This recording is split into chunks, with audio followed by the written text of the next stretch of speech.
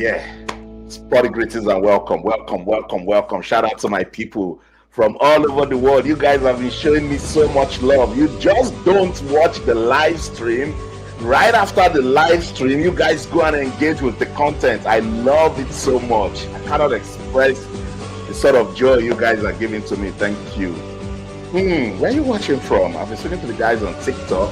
Let me speak to the guys right here on YouTube. Where are you watching me from? You know, that's the love I give. When I see people watching from Sydney, Australia, Melbourne, people watching all the way from Perth in Australia, my people in America, from Boston, Massachusetts, from New York City, from Maryland, I had Atlanta, the other day I had Miami, I had Boston, I had Houston, Dallas. You guys show me so much love, my folks in Africa.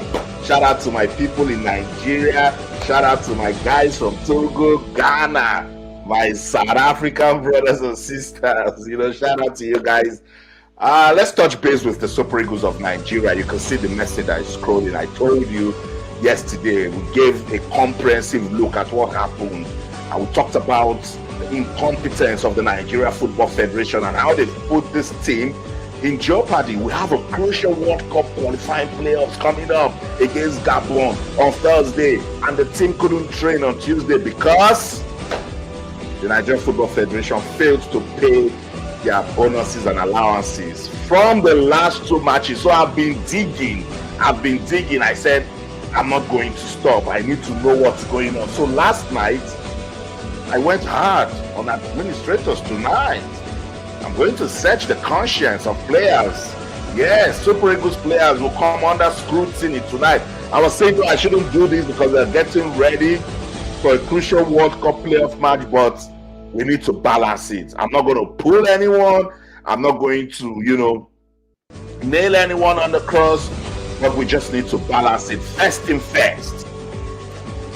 The talks out there, that it's bonuses and allow 2019 is not true. It is not true, guys. Hard to dig.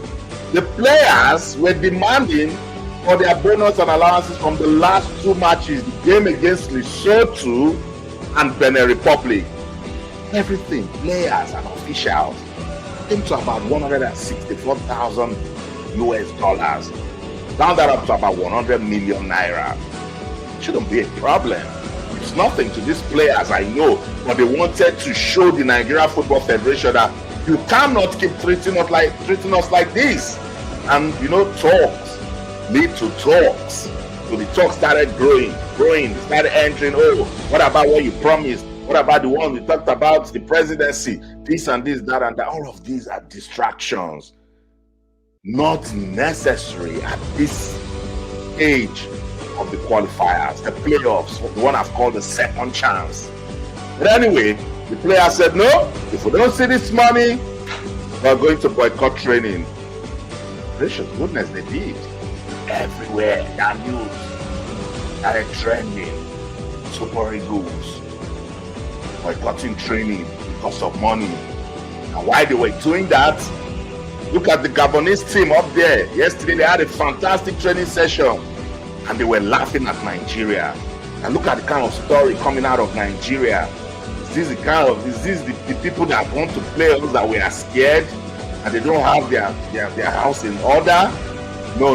Gabon said, okay, let's take the momentum since they are not serious, That's the story. So I've been speaking to my sources in the National Sports Commission. If you were here last night, I played you the interview I did with Shehu Diko. I showed you an interview with the president of the Nigerian Football Federation, Ibrahim Gusso. The talks were all over the place. Bottom line, you did not pay the players. You shouldn't be giving them excuses to behave the way they did. So the NFF goofed 100%. The NFF is at fault. The Nigerian Football Federation, you are the leader, you are the custodian of football in Nigeria. Pay people their wages. And so I went to the NSC. That's the body responsible for sports administration and management in Nigeria. I knocked on their door. Knock, come out. Why didn't you guys release money for the Nigeria Football Federation to pay the Super Eagles? NSC said, Austin, sit down, let's talk. We gave these people in the NFF 1.2 billion naira after the last 2 qualifiers. What is the best thing to do to keep the team spirit going? Pay them the allowances. The NFF gave excuses of, oh, we rented private jets. So we had to know, if you tell the aviation company, we will pay you half now. And later, we pay you the rest. And go and suck players' welfare. They say, oh, we bought tickets for the players to come play the match. They got those tickets from agencies. Sometimes, I know this consulting business, you can owe agencies for 4 or 5 months. They want to keep business relationship with you. Bottom line, there was misappropriation of that financial obligation. And this is where we are with it now. Because that training session that they missed yesterday was pivotal. That's where they would have perfected strategies and tactics. Victor Osimhen was just joining the team. And in terms of conditioning, they were coming from their clubs. So Monday's training was light. Tuesday's training would have been intense. So that plugged in, some of the important tactics. Close the holes. But it is what it is. We are where we are right now. They need to see what they can do. But I know the Super Eagles, when their momentum is low, we saw it all through the qualifiers, then it's not good. So, the Nigerian Football Federation, what happened? Why didn't you pay these players their bonuses and allowances from the last 2 matches? Story. Once upon a time, they will talk here, oh, bureaucracy, oh, this. Bottom line, these players know that these guys are incompetent, they're unprofessional, they just want to be taking this money and keeping it somewhere while they just use players. The NFF, absolute mess. So disappointed. Because this is not the time you should ruin your own efforts. This is not the time you should jeopardize the second chance that God has given to Nigeria to say, let's see if you can make it to the World Cup. That is why I'm not going to leave the NFF alone. Because I went to the NSC, National Sports Commission. I spoke to the top leadership, and all of them said, Austin, we cannot lie to you. And you listened to Ibrahim Gusau last night in that interview. He said they have gotten all the support that they need from the government through the NSC. So what is the problem? Why are we in this silly situation? Nigeria Football Federation. Now, the talk they were saying is, but these players, they are big men, they have money. Why are they making all of this thing an issue? I said, that's the problem. Because they have money? Does that mean you should not respect business agreements? You say, I'm going to pay you XYZ as bonuses, as match allowances, because these guys are okay. Is that why somebody else should sit on their money, probably even eat it? Nigeria Football Federation, I'm totally disappointed. The NFF, yes, I agree. And nobody should be emotional when the government starts coming for them, because they have received good money from the qualifiers. From when the National Sports Commission came on to date, the NFF, they've been receiving money. So they do not have any excuses whatsoever. Shout out to everyone joining on TikTok. I see you guys. Thank you. Let's keep the page busy. I'll come to you guys. Keep engaging. Tell me where you're watching from. The guys on YouTube, they're doing just that. I'll get to it. But I just want to give you guys background of what's going on. So the player said, okay, you're playing with us, an influential member.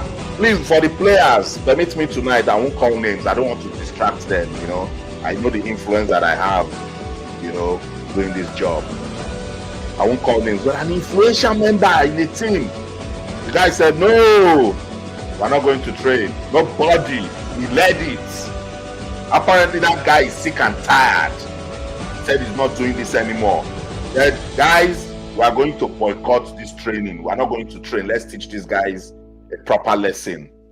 So he stood his ground. Somebody you know in the team that's very passionate, that plays with his heart, said, no, we have to go and train. We need this. Let's not do this, guys. He was livid. He took out his shirt. He wanted to fight. But the team said, we do not fight now. We know this NFF. They will not support us. They will leave us in the dark. They will not give us our money again. And I think I totally agree. I agree with that because we have seen it over and over again with this NFF. So that guy said, oh, I have to join my teammates. And now the officials, the backroom staff, they said they don't have any choice. Also, they have to join the Super Eagles. Because we don't want money, and where you work, you should get paid. So that's the story. Last night, it didn't work. Shout out to the guys on TikTok. I see you, Pondit. Tell me, thank you for the updates, boss. Ayola Moni is my guy. Thank you all the way from Canada. NFF will kill our hard-earned respect in the world of football. To the Pondit, it's a pity we're in this mess again. Keep the comments coming. Keep it coming. Tell me where you're watching from. I'll come to you guys. So that guy said, this thing will backfire. Guys, we have a crucial World Cup match. World Cup qualifying match coming up. I haven't been to the World Cup before.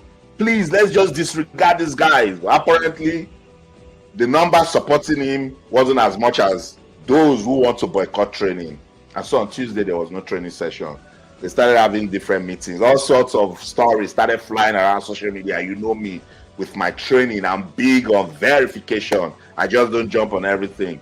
So after digging and doing my investigations, it is for the last 2 qualifying matches that this guy said, we are not going to play if you don't pay us our bonuses and allowance. And now then I knew that they just wanted to teach the NFF a lesson, because that was no money.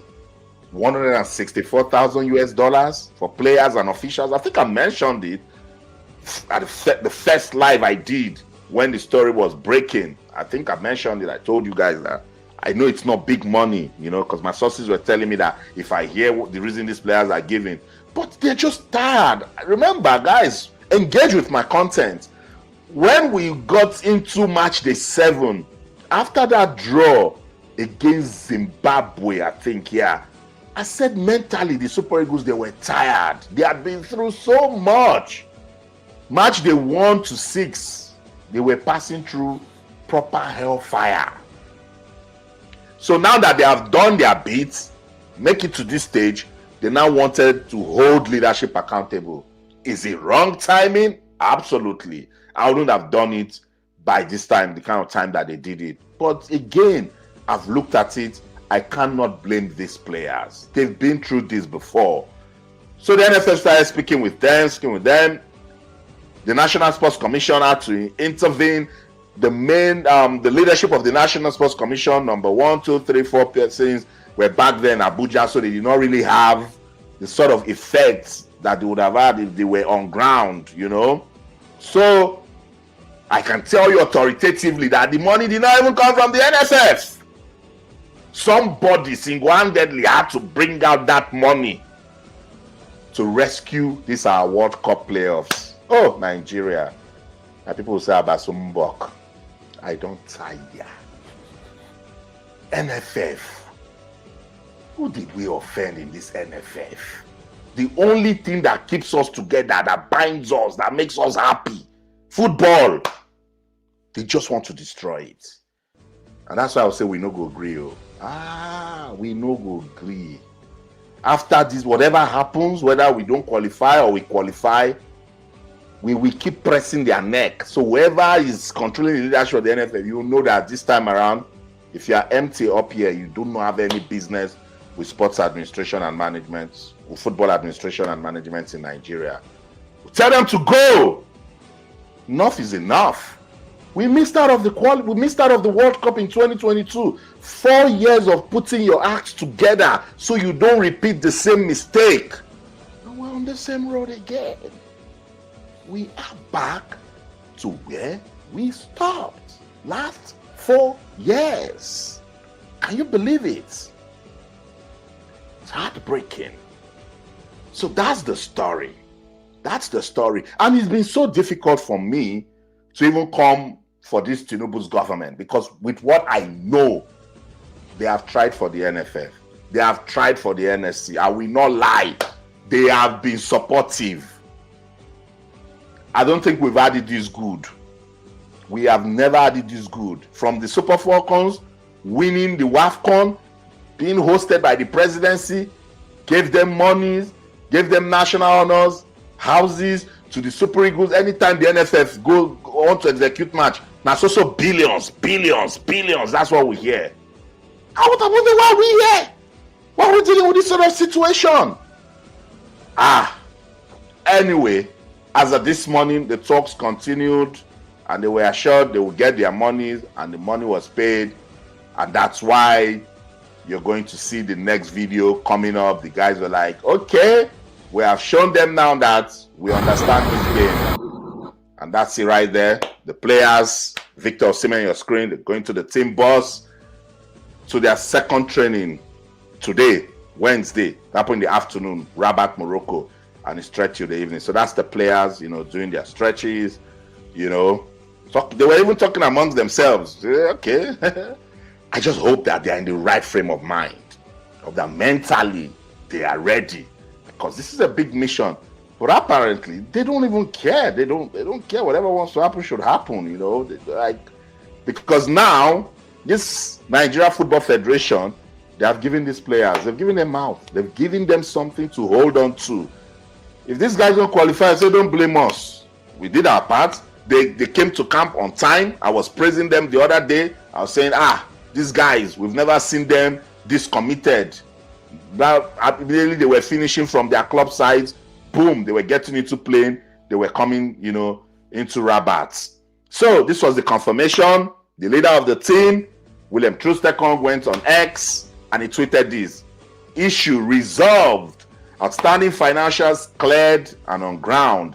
The team is united and focused as before on representing Nigeria with our maximum for the games ahead.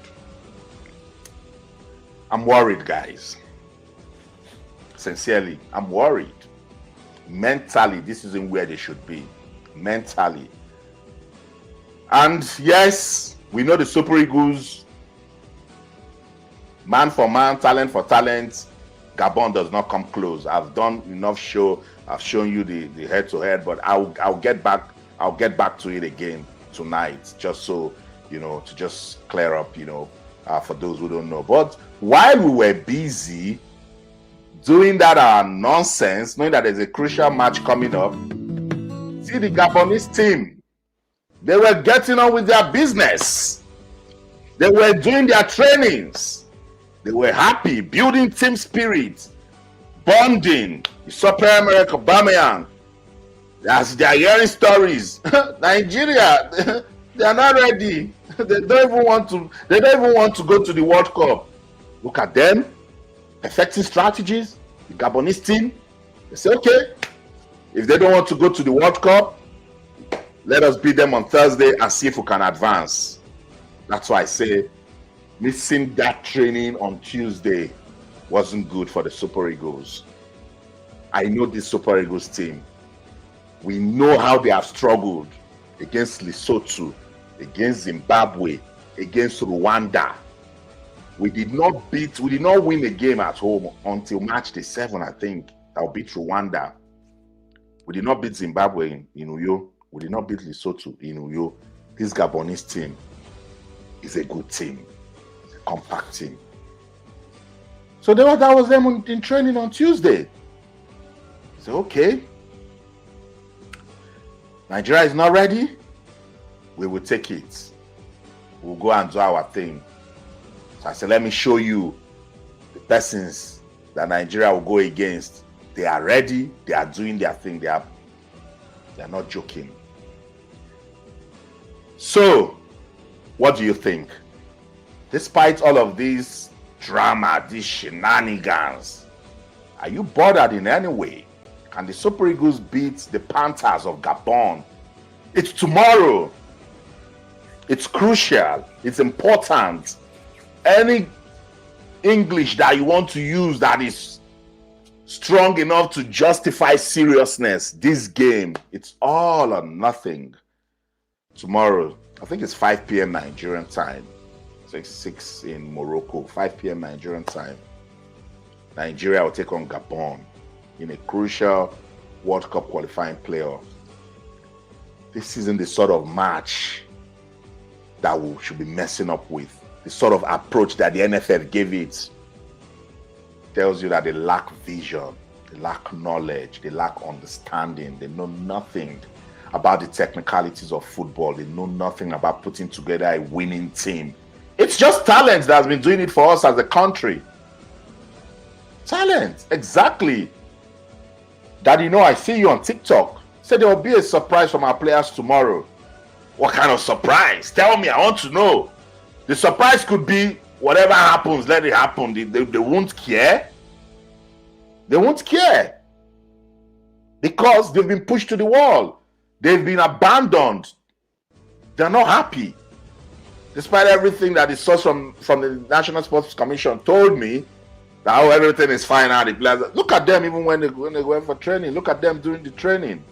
I'll show you again. Super Eagles in training today after they called off their strike. I know the team. Look at everybody. Before you see them, they are talking, they are laughing, they know that now they are under scrutiny. The world, people will judge them wrongly. That's Benjamin Fredericks right there. I see Samuel Chukwueze trying to dress up. That's Maduka Okoye. He joined the team yesterday. I think that's Alex Iwobi right there. Tolu Arokodare, Olakunle Olusegun, William Trust Ekong. See somebody even using phone there. You don't even care. Oh, have we started training? Frank Raphael Onyedika right there. Top player. Victor Osimhen. I just hope that they will go do it for themselves.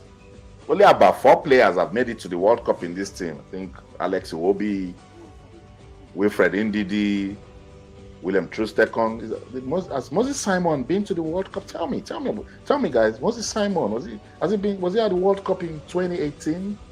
Because that was the last time we were at the World Cup. We missed out in 2022. Anyway, that's the Super Eagles right there. The training session they had today.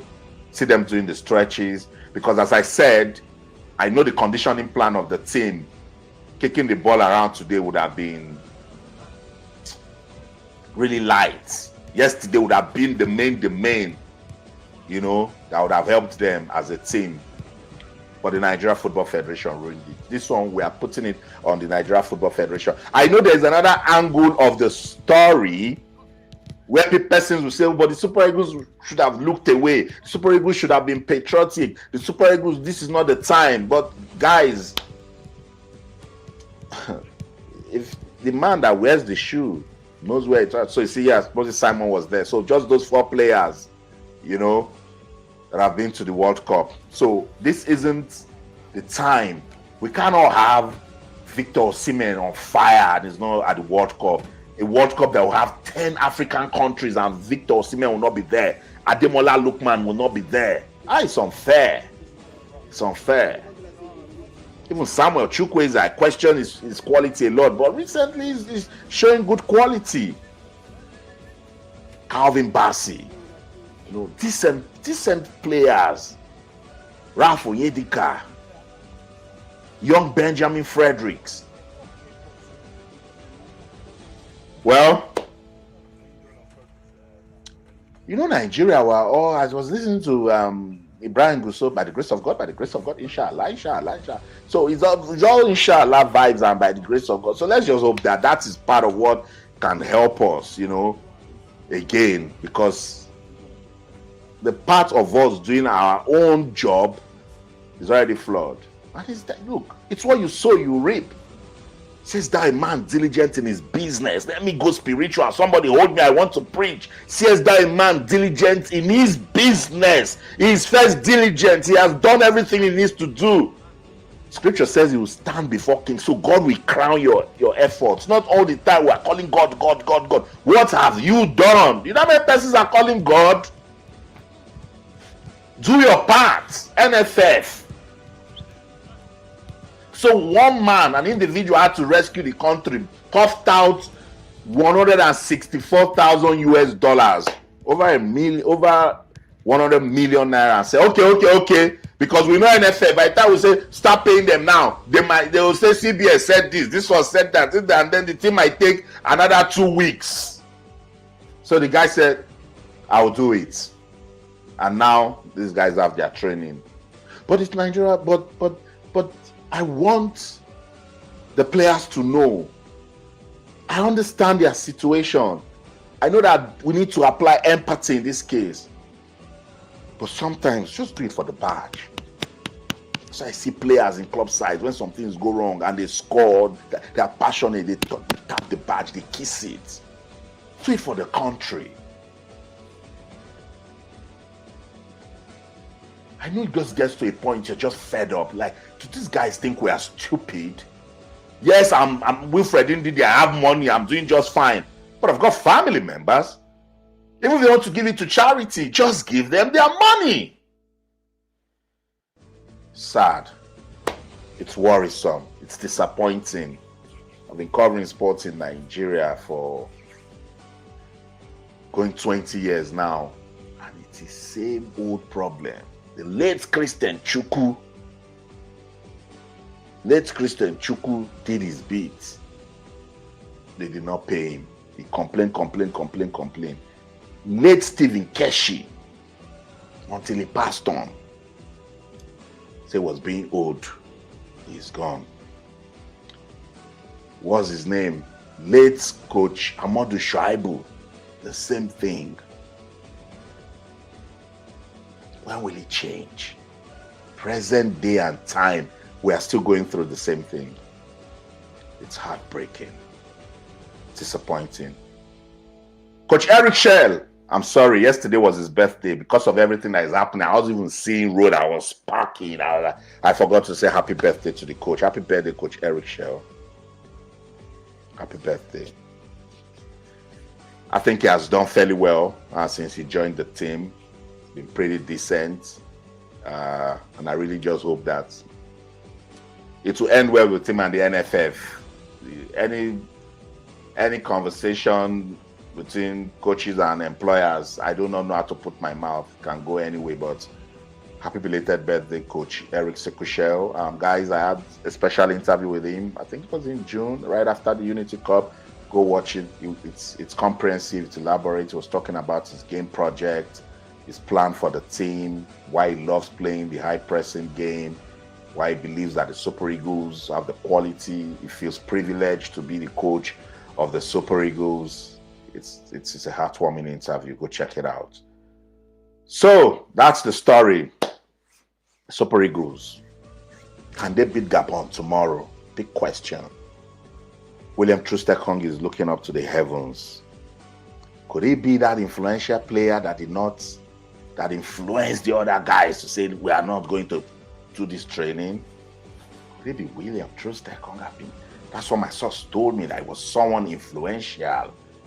That person must have some good levels in the team. William Troost-Ekong is the captain, but recently, the things that I know, he's not really being the captain we know him to be, because of course he's not playing the way he should be playing now. I don't know, but definitely again, we'll be looking up. We'll be looking up to the heavens, as we always do. Say, oh Lord, come down and manifest your power. While we're doing that, what we're doing yesterday, Gabon, they were laughing. Gabon said, look at people that want to come and play playoffs with us. Look at people that they are saying they will beat us. Because football is mental. 99% of football is played here, guys. Sense. I always say it, if you follow me on my TV show, I always say it on live television. I tell these NFF people every time. Tell them that you start winning off the field. 70% of success is tied around planning.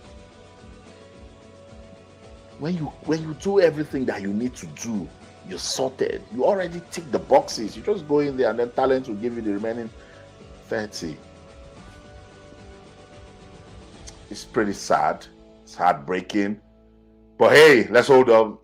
Let's stay with the updates. The good thing is they had their training session today.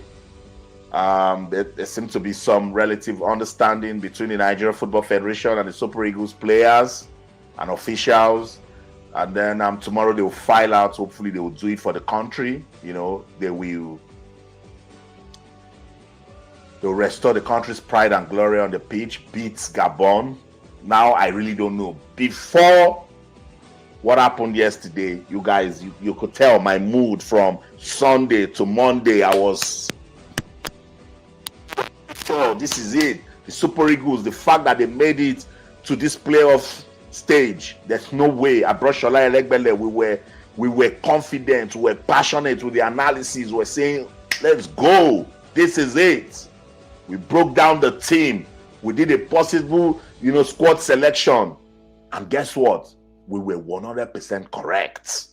Everyone that Shola said was going to be called up was called up, including the one that I did not believe, Chidera Ejuke. So we were looking forward to it. NFF, they always find a way. How can you build and destroy? Get your momentum like this. The same person that's supposed to make it increase, that guy will now come bring it down. Please let it make sense. They say, how can you build and destroy? The thing they baffle me. Like I've been trying to understand it. I can't. What's wrong with the NFF?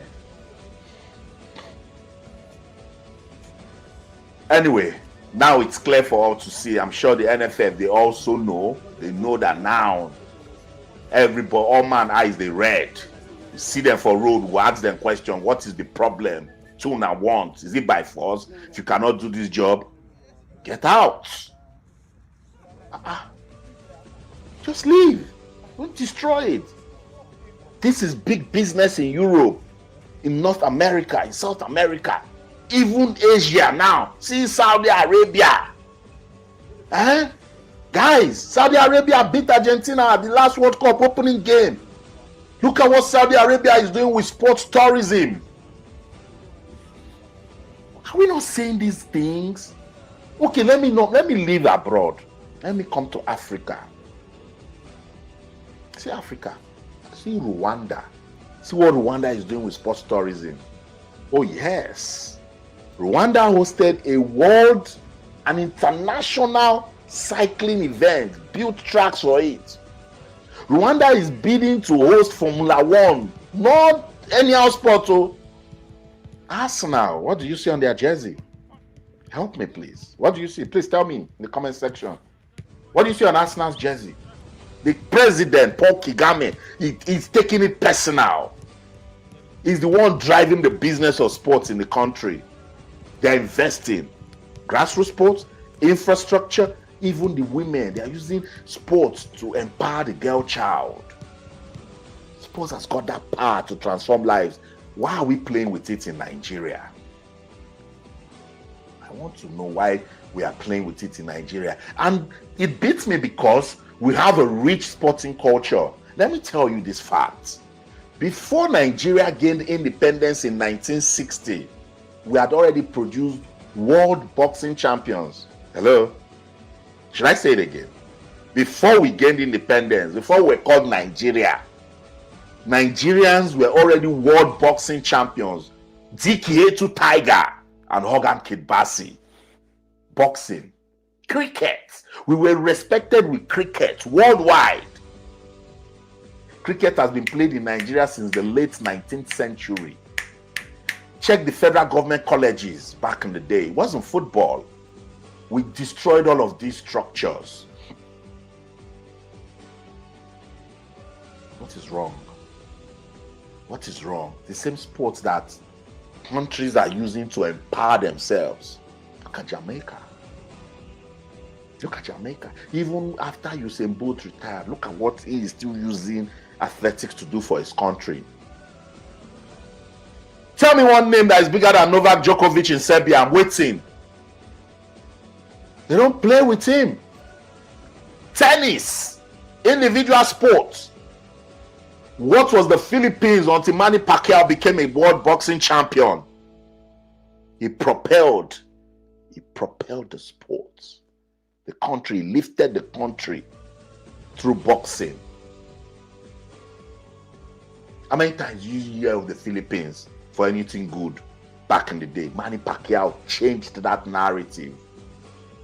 One man through sports, boxing.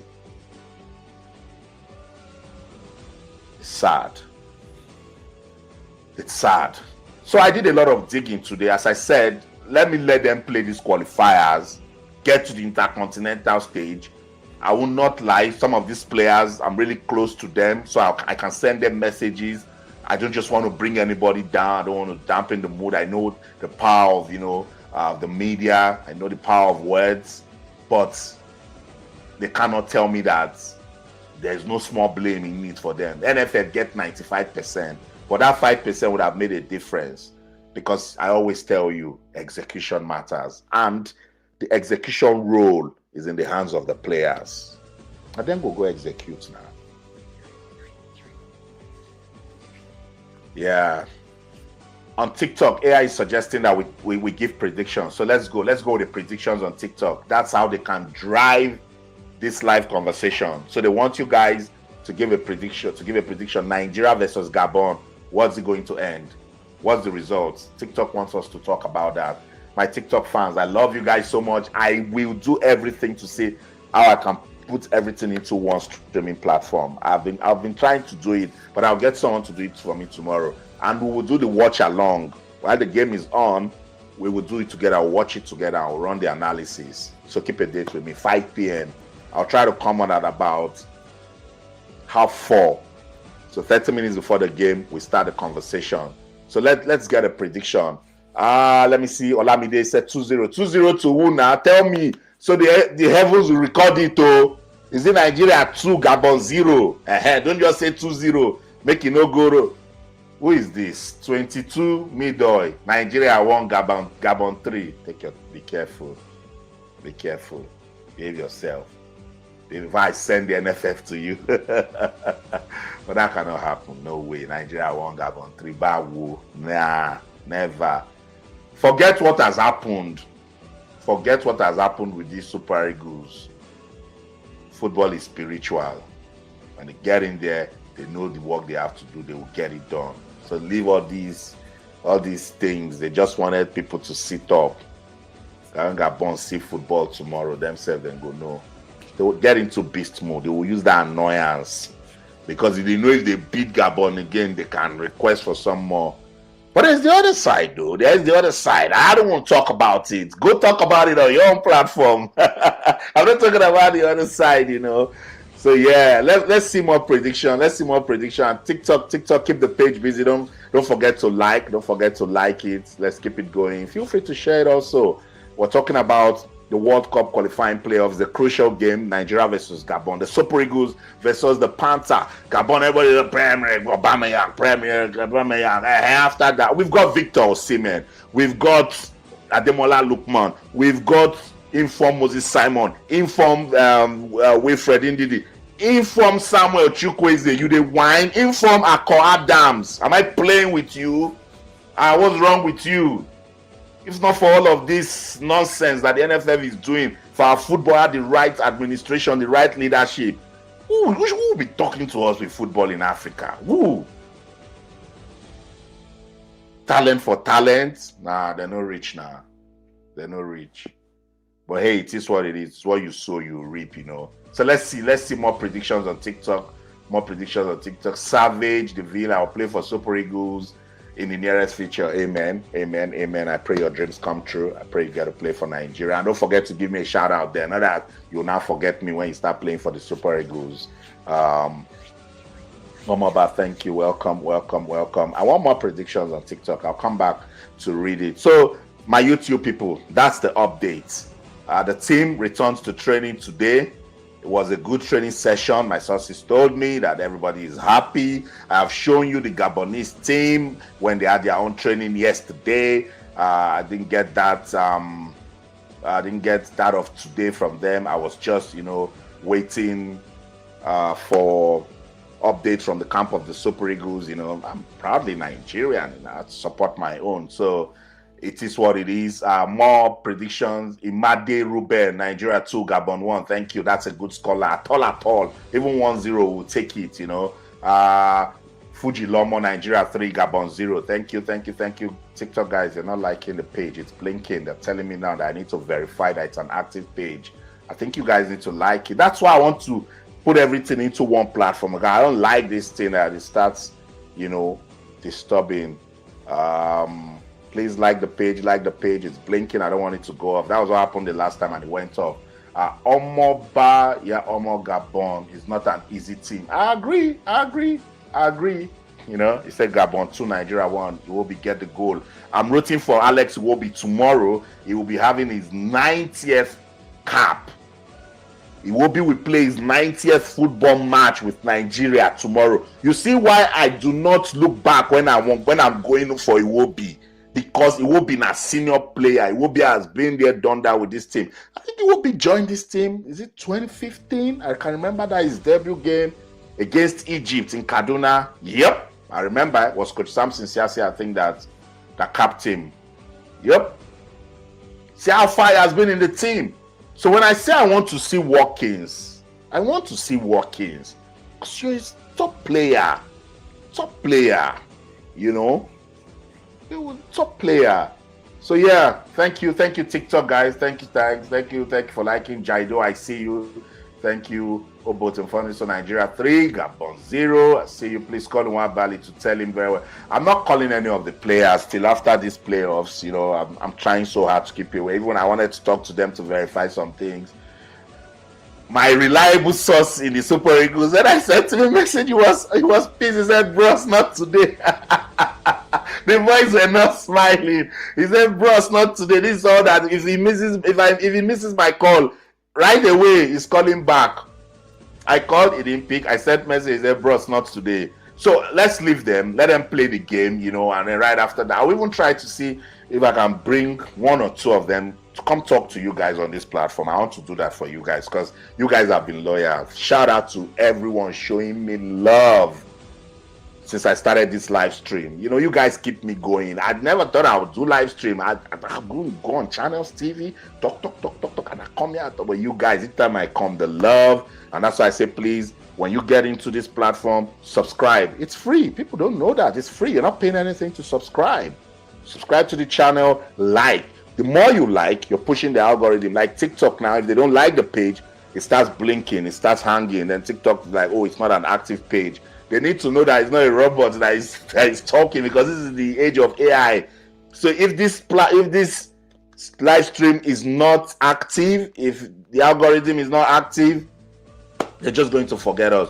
But I must say, I appreciate you guys, for the love, for the support. Please subscribe to the channel, like it, engage with the content. When we're done, you would like it. You see, particularly when I start bringing you guys, when we get to that stage, every time I come here to do these conversations, even if it's not football, and please know that, for those of you who know me, I see somebody that has been following me since my days at the broadcasting service of Ekiti State. Those guys are my core fans. They've not left me. Those guys have been following me since 2008. It's all love. I see one of them right on this live stream. I read his comment. I'm seeing it. And that's love, That's all love. So thank you, Taiwo. You're new. Please subscribe to the channel. Like the channel also. Like this content. Like this live stream. And let's keep the algorithm busy. Thank you so much, guys. I appreciate the love. We're talking about the Nigeria versus Gabon playoff match. It's for the 2026 FIFA World Cup. What happened? FIFA, they're expanding the World Cup to 47 teams. Can you believe it? Africa has got 10 slots, 10, but 9 teams get to qualify automatically. We already have those 9 teams. The remaining slot for Africa, 4 teams we need to fight to get it. It's Nigeria, Gabon, Congo DR, and Cameroon. The winner for this Africa playoff will now advance to the intercontinental stage. and play 1 or 2 matches depending on your FIFA ranking, and then we'll now know if you get it. So it's a crucial assignment. It's not just the kind of assignment that you want to hear all of these ugly stories that came out of the camp of the Super Eagles yesterday. And that's why I was saying, shame on you, Nigeria Football Federation. And that's why I went hard with my headline, incompetent Nigeria Football Federation. It's like you're trying to talk to a babe. You want her to be your woman. You're going to be nice to her because you want her to be close to you. You want the Super Eagles to do the right things. You want them to go out there and do the playoffs right and qualify. Simple $168,000. Somebody just sat on it. Can they just legalize slaps to some public officials? Just slaps. Let's just reset them when they misbehave. Let's say, if you misbehave and the public finds out, you walk in the street, anybody that sees you, utwa, they will be all right. They'll be all right. They will be all right. Because I don't know what's really going on. Please, is Oyedika in the squad? Oh, yes, my dear brother Obot is in the squad. If you leave me right now, yes, I like Wilfred Ndidi. He's playing well, but Raphael Oyedika is our number 1 midfielder right now. Because he's the only one playing in the UEFA Champions League. He has been playing the UEFA Champions League for 3 years in a row now. With top teams, and he's a starter and a performer. Easily gives 7 over 10 every match. Easily. So Raphael Oyedika is in the team, and I hope that they get to put him in the team. The Philonqui, have they been paid? I'm just joining. Yes, they've been paid. All of those talks, that allowances from 2019, all those ones were just data mining, his online talk. It was just $168,000. If God don't bless me, I for even pay her. I would just say, hey, NFF, shut up. Take the money. Stop this embarrassment. My TikTok and YouTube people can even do GoFundMe and will pay that money. That's what they used to cause all this embarrassment, my dear brother. 168,000. What Dangote used to buy suya? Nigeria. You know, tire you. Yeah.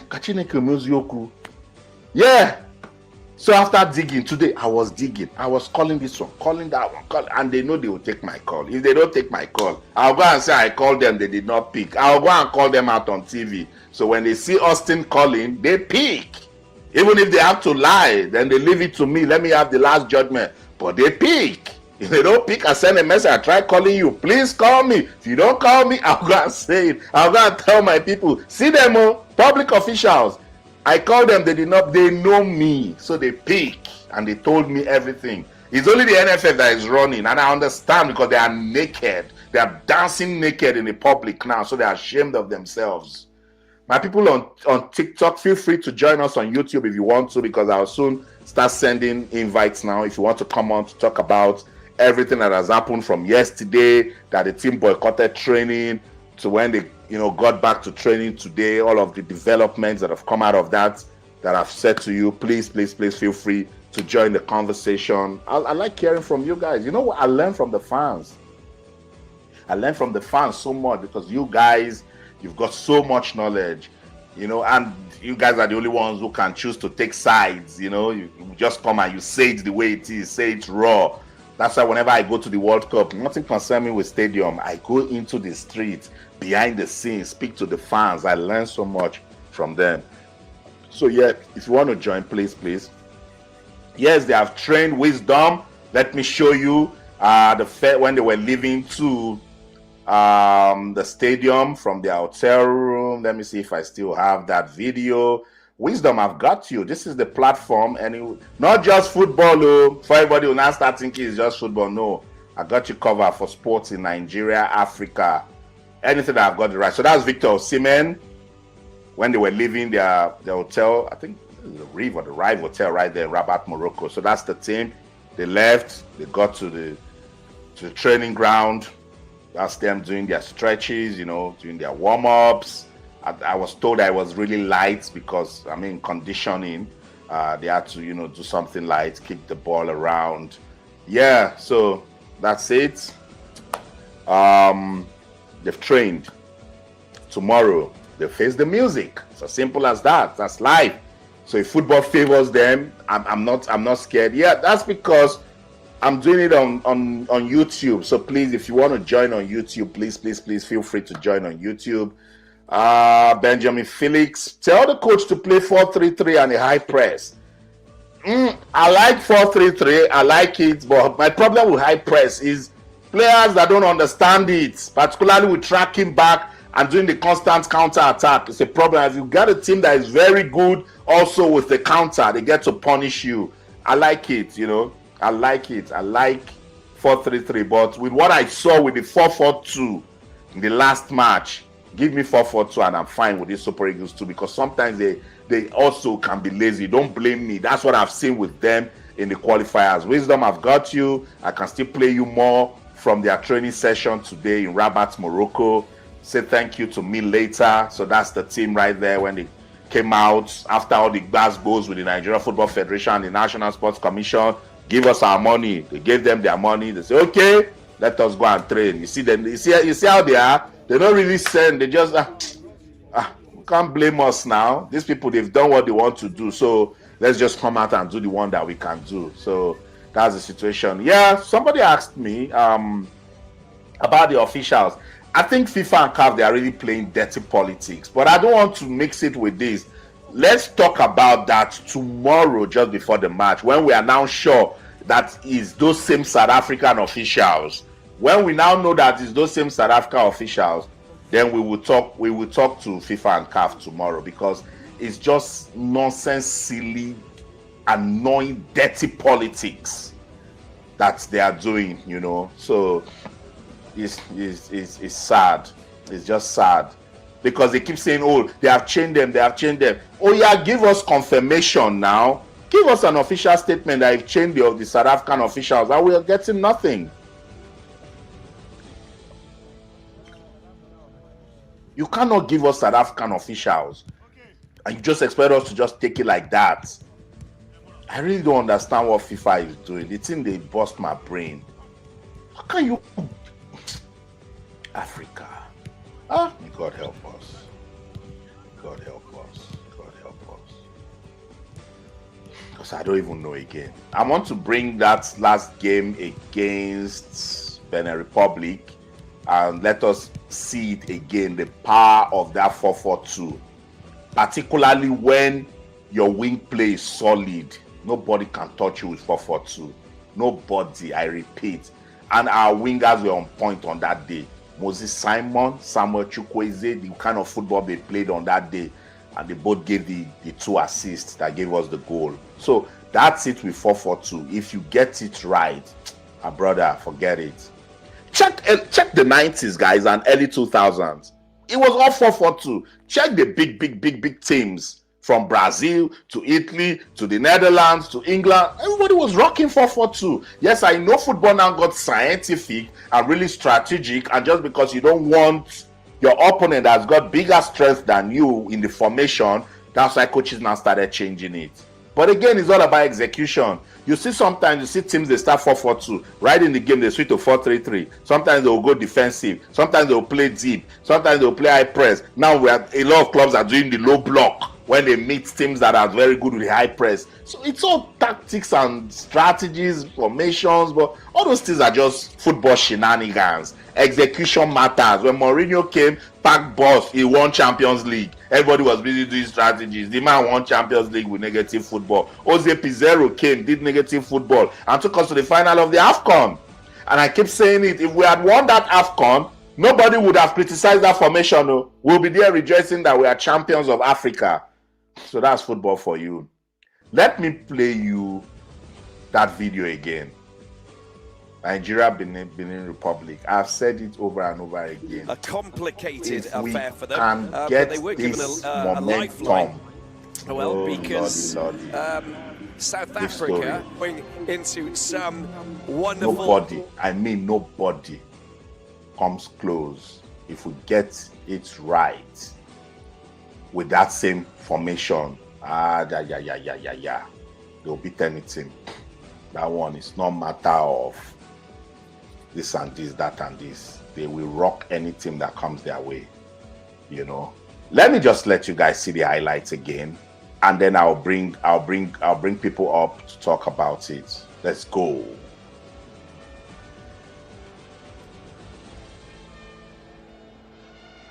If it's 1-0, then we'll go to head-to-head and away goal scenarios. If it's 2-1, the position between Nigeria and Benin, it will be decided on fair play, etc. But we'll look into that as we go. Not Raw, who's the man who's looking to try and lead his way. Here we go then. Kick off, and Nigeria come up against Benin. Nigeria playing in Eric Shell for these two matches in October. Great ball over the top, a little bit too fast, just to give you an idea of, you know, the size. That's a great through ball. Victor Osimhen on his right foot gets the shot, he gets the goal. Nigeria within 3 minutes have taken the lead. A solid, slick through ball and a fantastic finish from the deadly striker Victor Osimhen. And the fans are already out of their seats. The musicians are making the noise. And the players are celebrating. That is the ideal start for Nigeria.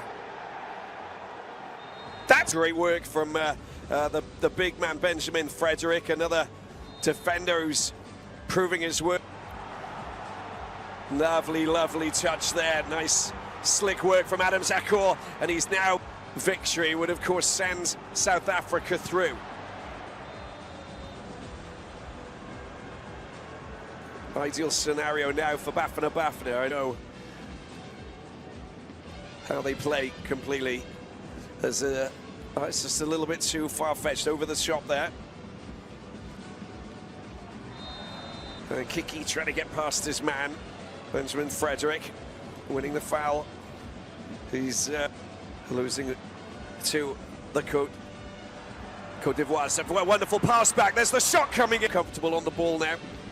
Is Kiki sending the ball forward before they had to make a U-turn because of a cracked windscreen. There's the lofted ball over to the right-hand side. Challenge with don't look flustered, and they got players who like to run the lines. Here's excellent chance down here for Huntonji. Andreas this time plays for 6'3", tall striker, and he'll try and get away from his man. Goes over the top nicely in. Swiftly accelerating and finding pockets of space. There's the delivery, it's gone way pretty much oh, there's a good opportunity. The ball's gone through. There's an offside call there on Victor Osimhen, who just ghosted in by Akor. Gets it back to Chikwueze.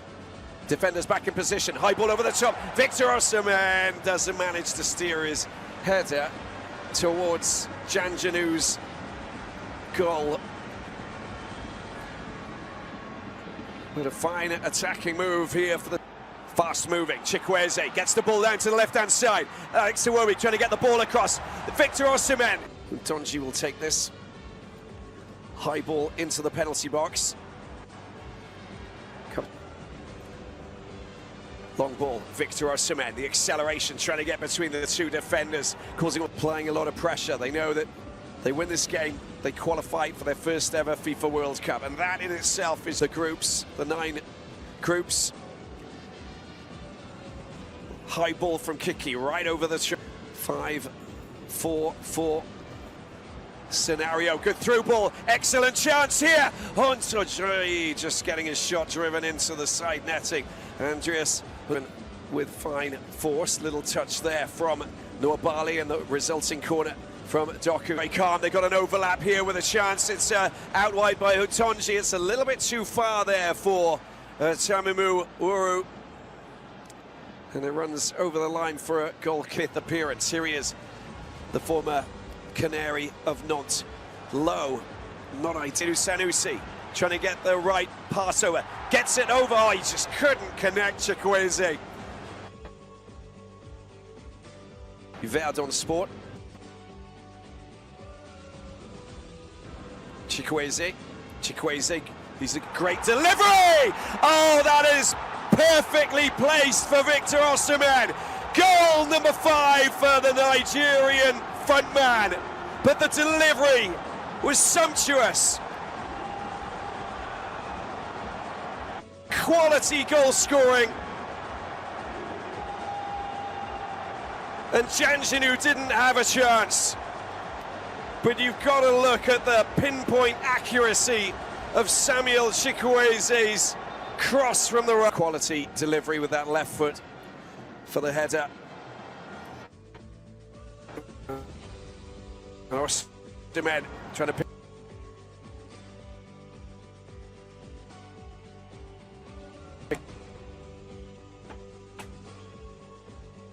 It up once again. Does he light up the piddle that comes over? And Osimhen gets his boot, if you're a linguist. Goal kick, strong protection of the ball from the Porto left back. Gets a little bit of a tap to the yang. 2 goals have been scored. Victor Osimhen is the hero so far. Half of the job done as the just unable to deal with Victor Osimhen and Samuel Chukwueze at themselves.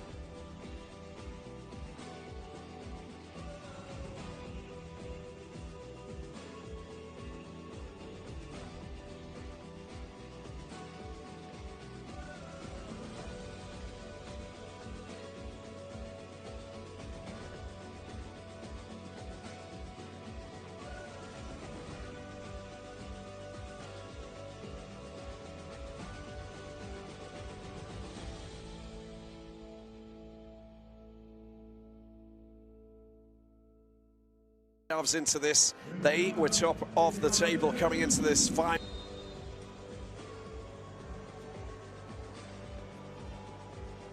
Here we go then for the ball out wide to Moses Simon. Moses Simon uses that pace, loves to take the player on it.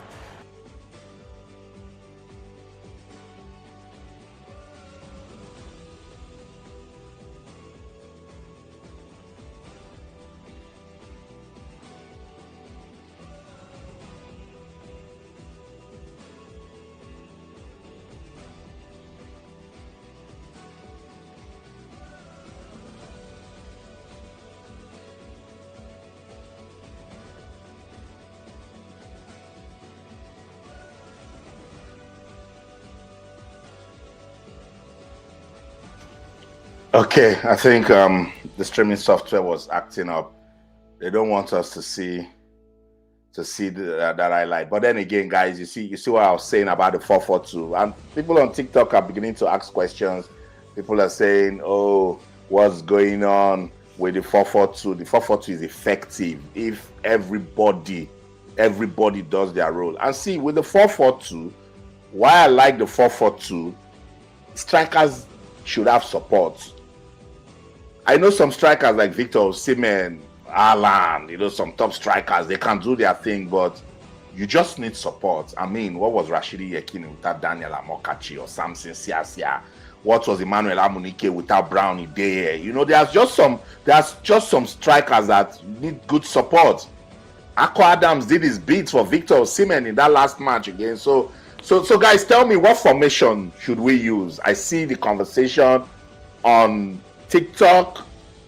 4-3-3 seems to be leading it, but I like 4-4-2. And with the highlights that I showed, if you want to join on YouTube, I'll go back to that. The streaming software was acting up and it shut down, so it closed the video. I'm going to play it again because somebody was saying that Moses Simon is getting tired.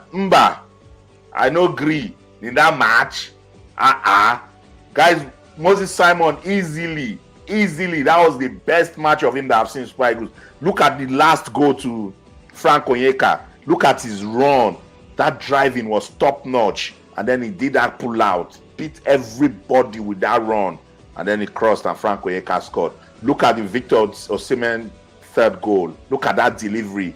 We have always struggled. We have always struggled with set pieces in the Super Eagles. But on that day, it was a different ball game entirely, you know. So I think 4-4-2 for me. 4-4-2.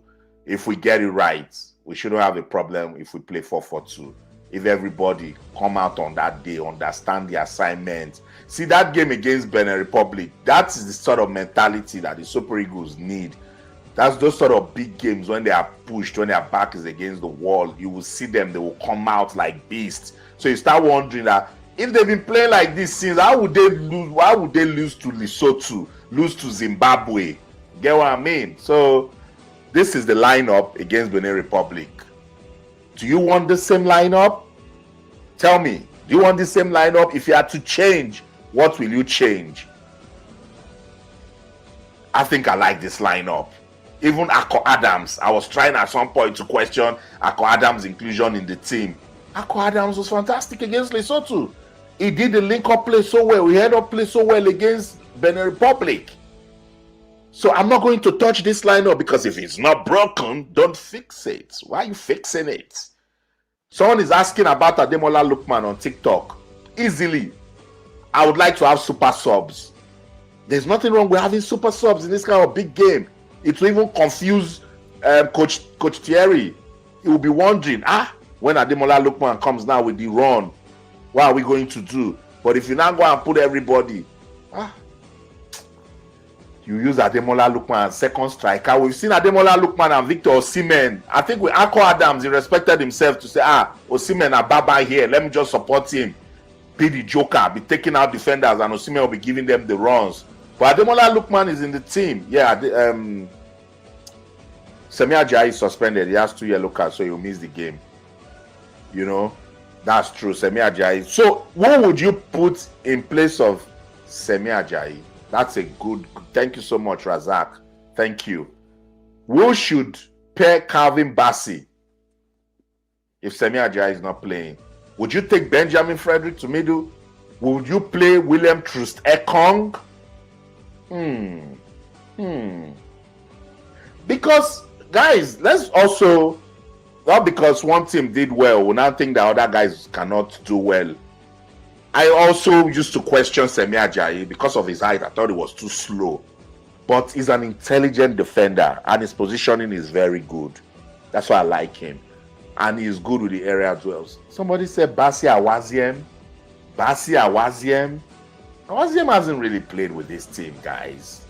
Even when they called him the first time, I will not lie, I also questioned it.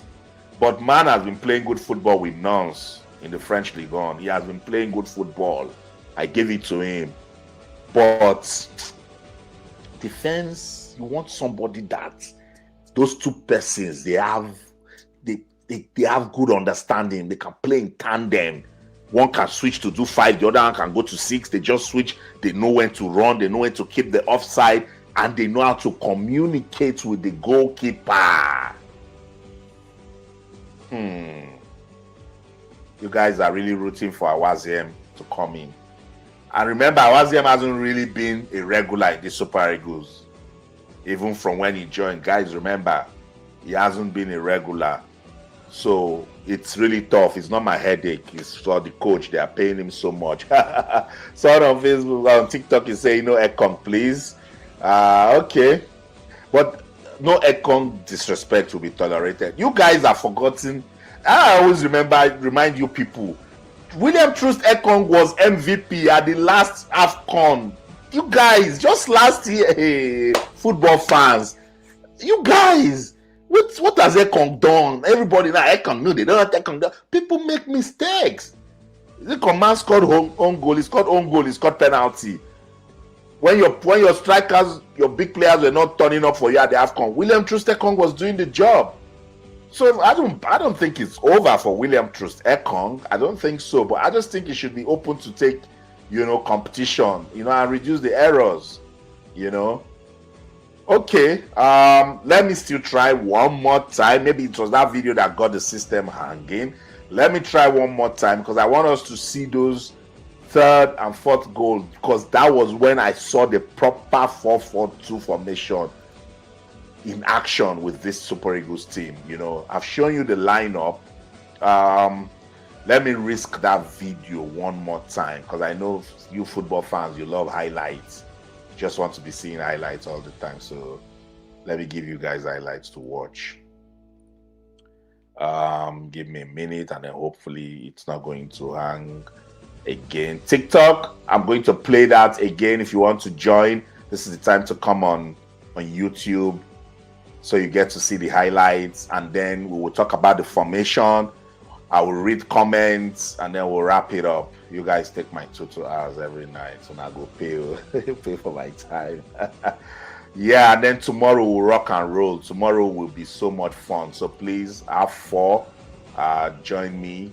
Let's play that Super Eagles versus Panthers of Gabon match together. It will be fun. It will be fun, and then hopefully the Super Eagles will give us something to cheer about. Yeah. I no go lie, my heart they do bang bang to bang bang, but let's see. Let's see. It's football. It's football. Let's see what the god of football can do for Nigeria. But if anything goes wrong, man, hold the Nigeria Football Federation responsible. This one is on them 100%. They've been messing up for, I think they were founded, 1945. I think they've been messing up since 1960. Yeah, because man, I don't get it. I do not get it. I don't get it. I don't get it. I'm looking for one important statistic to show you guys when we see the stats, and then we'll get into the highlights again. I want us to complete the highlights. Hopefully the system will not mess up this time. But this is head-to-head, Nigeria versus Gabon. And with this one, I just said to myself that, look, nothing anybody would tell me. It shouldn't bother us. Should Gabon bother us in any way? I don't think Gabon should bother us in any way. Nah. Everybody come out and say, oh, Premier Obama, football is a team sport. If the other players don't turn up, Obama will not have one shot on target. Now me talk him. So nobody should come here and be threatening us with Obama, everything. They have Obama is not. It's not only Obama that knows how to score goals now. If he scores, we too will go and score. So everybody go score goals now. So let's do it again. Let's give that highlight a go one more time. Let you guys see it. Enjoy that 4-4-2, that beautiful game of football. This place. It's been a complicated affair for them, but they were given a lifeline. Well, because South Africa going into some wonderful clash of football between Nigeria and Benin in this CAF qualifying for the 2026 FIFA World Cup.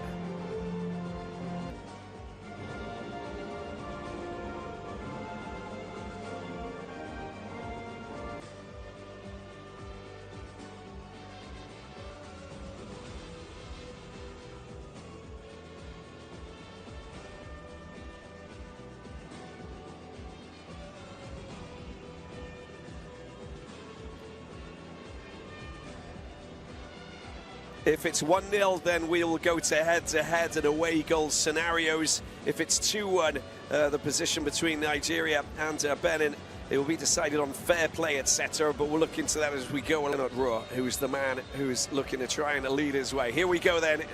Kick-off, and Nigeria come up against Benin. Nigeria playing in Eric Shell for these 2 matches in October. Great ball over the top, a little bit too fast, just to give you an idea of, the size. That's a great through ball. Victor Osimhen on his right foot gets the shot, he gets the goal. Nigeria within 3 minutes have taken the lead. A solid, slick through ball and a fantastic finish from the deadly striker Victor Osimhen. And the fans are already out of their seats. The musicians are making the noise. And the players are celebrating. That is the ideal start for Nigeria. That's great work from the big man, Benjamin Frederick, another defender who's proving his work. Lovely, lovely touch there. Nice, slick work from Adam Zakor, and he's now victory would, of course, send South Africa through.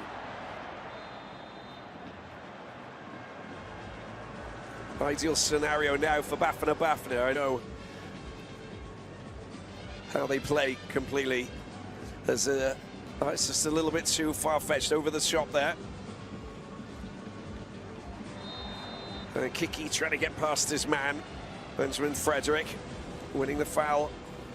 He's losing to the Côte d'Ivoire. Wonderful pass back. There's the shot coming in. Comfortable on the ball now. Is Kiki sending the ball forward before they had to make a U-turn because of a cracked windscreen. There's the lofted ball over to the right-hand side. Challenge with don't look flustered.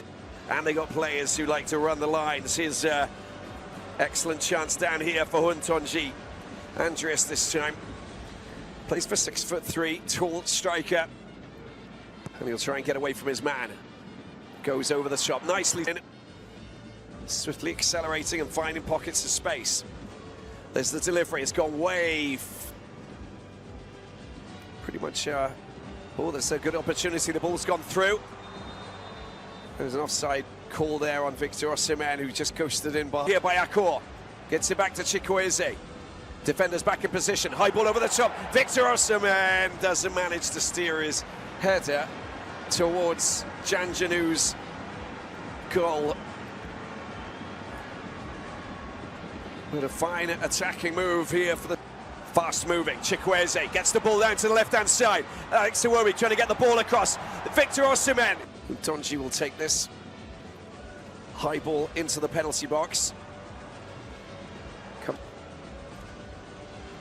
Long ball, Victor Osimhen. The acceleration trying to get between the two defenders, applying a lot of pressure. They know that they win this game, they qualify for their first ever FIFA World Cup, and that in itself is the groups, the 9 groups. High ball from Kiki right over the 5-4-4 scenario. Good through ball, excellent chance here. Huntonji just getting his shot driven into the side netting. Andreas with fine force, little touch there from Nwabali, and the resulting corner from Doku. Very calm. They got an overlap here with a chance. It's out wide by Huntonji. It's a little bit too far there for Tamimu Uru. And it runs over the line for a goal kick appearance. Here he is, the former Canary of Nantes. Low, not ideal. Sanusi trying to get the right pass over. Gets it over. Oh, he just couldn't connect. Chikwueze. Verdon Sport.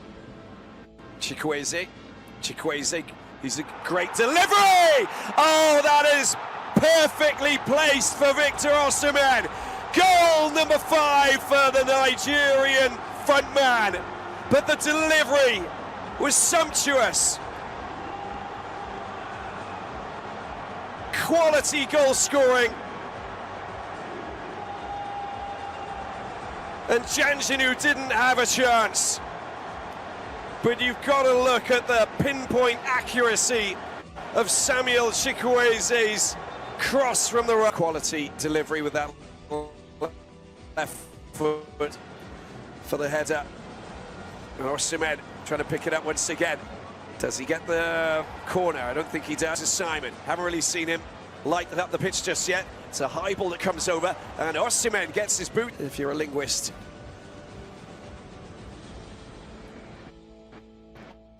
Goal kick, strong protection of the ball from the Porto left back. Gets a little bit of a tap to the yang. 2 goals have been scored. Victor Osimhen is the hero so far. Half of the job done. As the, well, just unable to deal with Victor Osimhen and Samuel Chikwueze. Get themselves into this. They were top of the table coming into this final.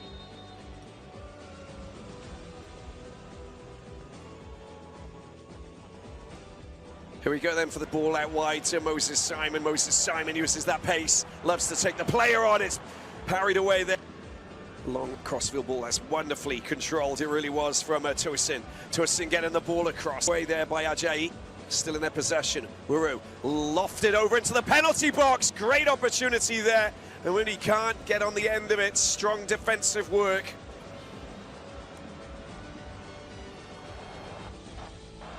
Oh, that's wonderful play. Excellent play there from Moses Simon from the right side. Watch out for Osimhen. Once again, it comes right across. Oh my! Come on, hat-trick time! Victor Osimhen! The hat-trick hero. The delivery was top-notch from Moses Simon. He didn't have a chance, Marcel Janjanu. 2 headers, 3 goals. He is unstoppable. He loves to pounce on those kind of this campaign. Tonight is the night. And Nigeria looking for a 4th goal. There was a little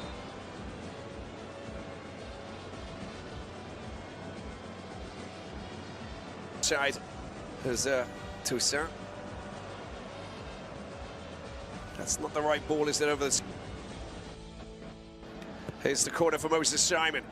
Far post, it goes right over the top, and here's Moses Simon, lots of time. He's got an overlap down to the left-hand side, gets the ball out, nicely done. There's the ball, I don't know what that was really, but Seydou Sanusi knows that he's trying to get away from his man, but the defense looks pretty solid at the moment. Little surge, yeah, it's not even. Over the left-hand side, Benin. The Cheetahs go. Mooney. Back out, nice little touch from Kiki. Cross comes over.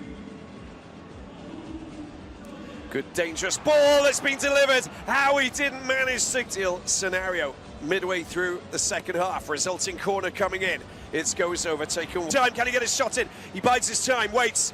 Gonna play the assist. That's perfectly delivered. The shot doesn't come. That will be delivered here by Dosu. Dosu, front post, it's met very comfortably. Julian Olotan goes over the crossbar. Appreciation time for Victor Osimhen. He will make way. He will be heading off. Simon will he take on his man. He's going to go down into the penalty box. Gets the ball across. Oh, there's a whipping chance. The volley. They got the 4th goal. Brilliant stuff that really was. And a fine strike indeed to offer them goal number 4. Frank Onyeka off the bench and a goal-scoring hero, and this is what it's all about. Eric Schell has masterminded the perfect changes, the tactical.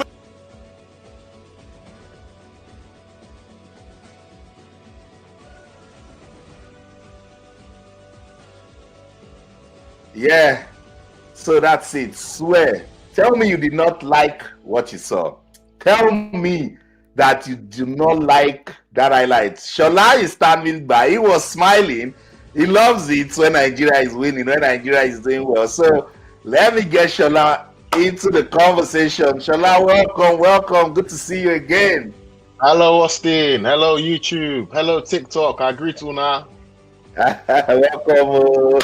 Shola, we missed you yesterday. You weren't in for the drama. He said, no, let me see that. Austin, what a 48 hours. Oh, Lord.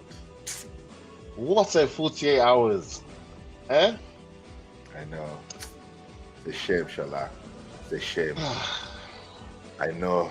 That's sigh of relief, I know. Shola, look, but it is what it is. Tomorrow by this time, we'll be here talking about the results.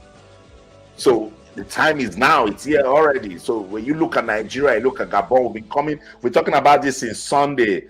Your perspectives, your analysis, has it changed? Yes, there's been a few changes. Since, the Iwobi video, the boycott, especially to the formation. Originally, I was discussing about using a 4-3-3. But based on what's happened in the last 48 hours, I think a 4-4-2 may be better in this game because the team has not had a chance to really train, and the coach, he's coached us 9 games. He's never started with a 4-3-3. So it wouldn't be very wise to start with a 4-3-3 in such a crucial game. Agree. So I think it's best that we don't change a winning team. So I even agree. though I prefer 4-3-3, in this instance, I think the coach will go with 4-4-2. Why do you like 4-3-3? Why?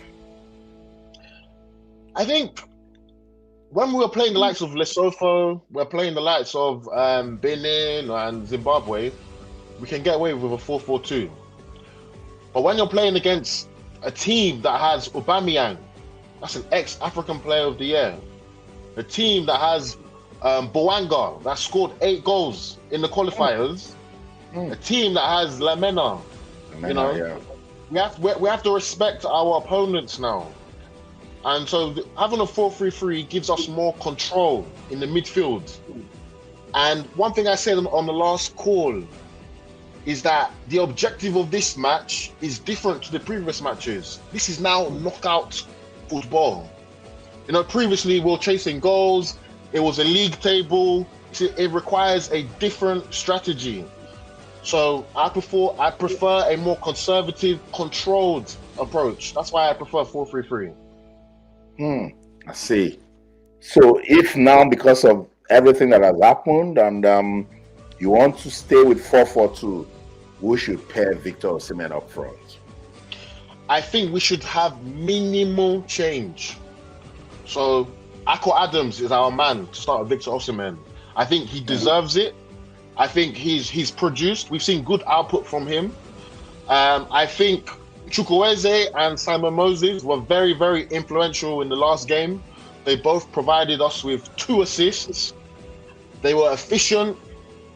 There was good decision making, and most importantly, there was end product. You know, we discussed it on the last conversation.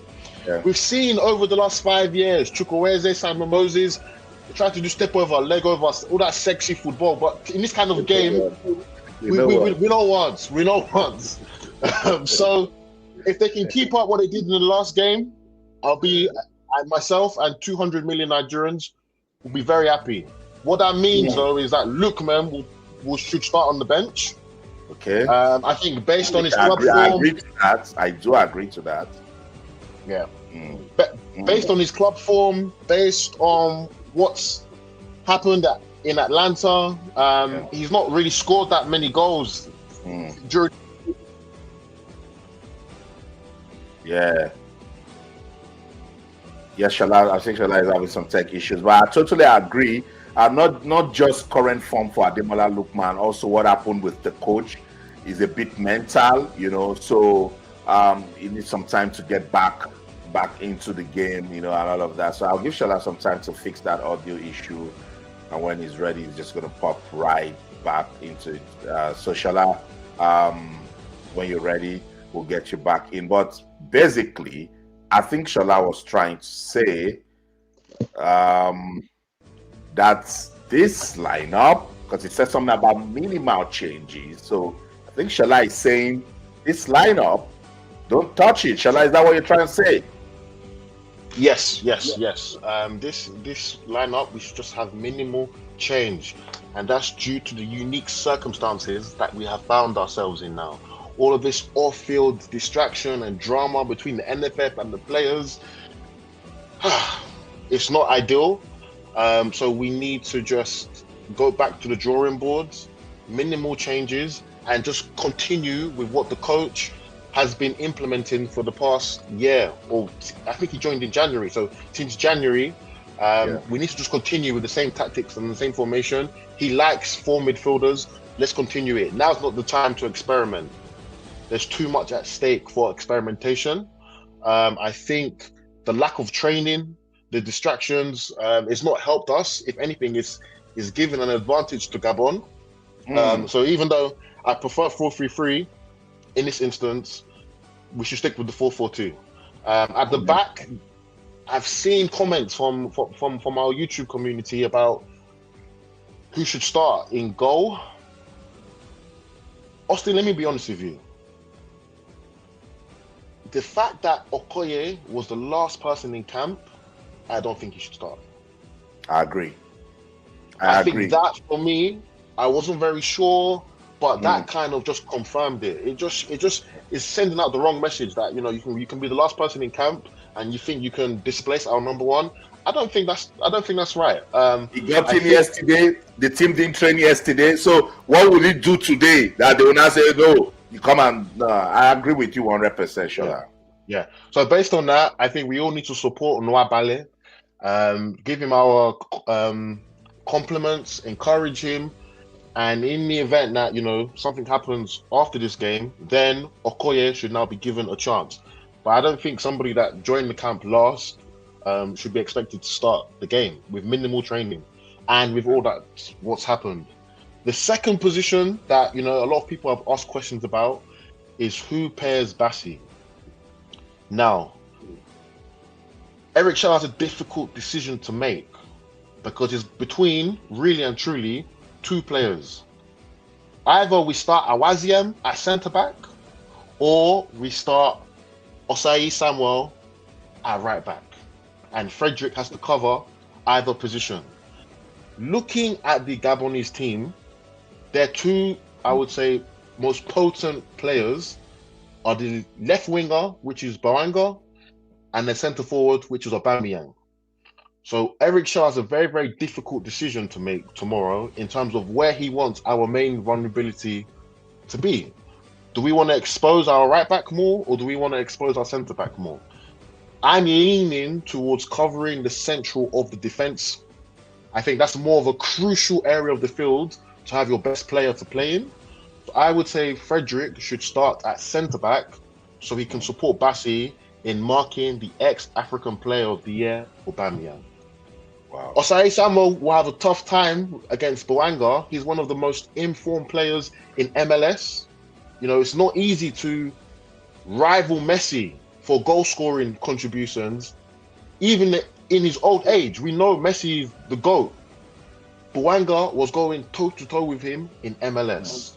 Let's also remember that Boanga was also nominated for African Player of the Year this year with Osimhen and the likes. So that left wing is going to be a very, very interesting position. And I feel very sorry for Eric Shell because it's a tough decision out of the two positions that Frederick could deputize. Do we want Frederick to mark Boanga or do we want him to mark Aubameyang? That's one of the decisions that I'm very, very interested to see what Coach Shell will do. I know. Just guys, that's the Gabonese team. That's the complete list of players that Coach Muyuma Thierry invited to take on the Super Eagles of Nigeria. So the Panthers, I showed you them when they had their training yesterday. This is the complete list, and then also I just want you to put names to some of the names that Shola talked about. So just to balance it, we're not just talking about the Super Eagles, we're also talking about opponents. Shola, this confidence that we seem to have now over young Benjamin Fredericks. I see how you're calling him. If he's not playing here, he should play there. Shola, this guy has just about 3 or 4 matches in the Super Eagles. Where are you guys getting the confidence from? There's an old saying, if you're good enough, you are old enough. Fredericks is good enough. When you look at England, you have the likes of Miles Skelly. He's younger than Fredericks. He's playing for Arsenal. He's playing for England. You look at Yamin Lamau. How old is he? So we shouldn't let age be a barrier. I think Fredericks is the future of the Super Eagles, and I never want to see a lineup without Fredericks in there. Whether it's right back or whether it's centre back, Fredericks. after Osimhen, I want to see Fredericks' name. He's that good. He's that good. I understand. I get where you're coming from.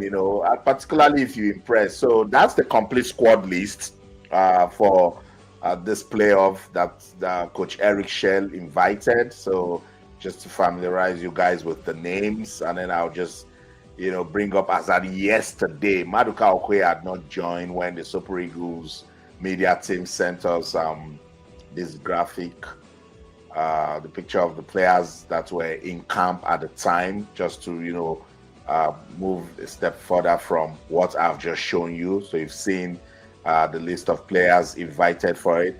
But Shola, yeah, I know you have said something about not changing that squad that defeated Benin Republic. But if you have a chance to make a bit of a change in midfield, are you gonna bring in Ralph Onyedika? Yes. So my original lineup was the 4-3-3, and it was going to be Ralph Onyedika and Ndidi holding, and that should free Alex Iwobi to play the free role. So that was what I had in mind. I think Raphael Onyedika is one of the most underrated players in our squad. I agree, I think 100%.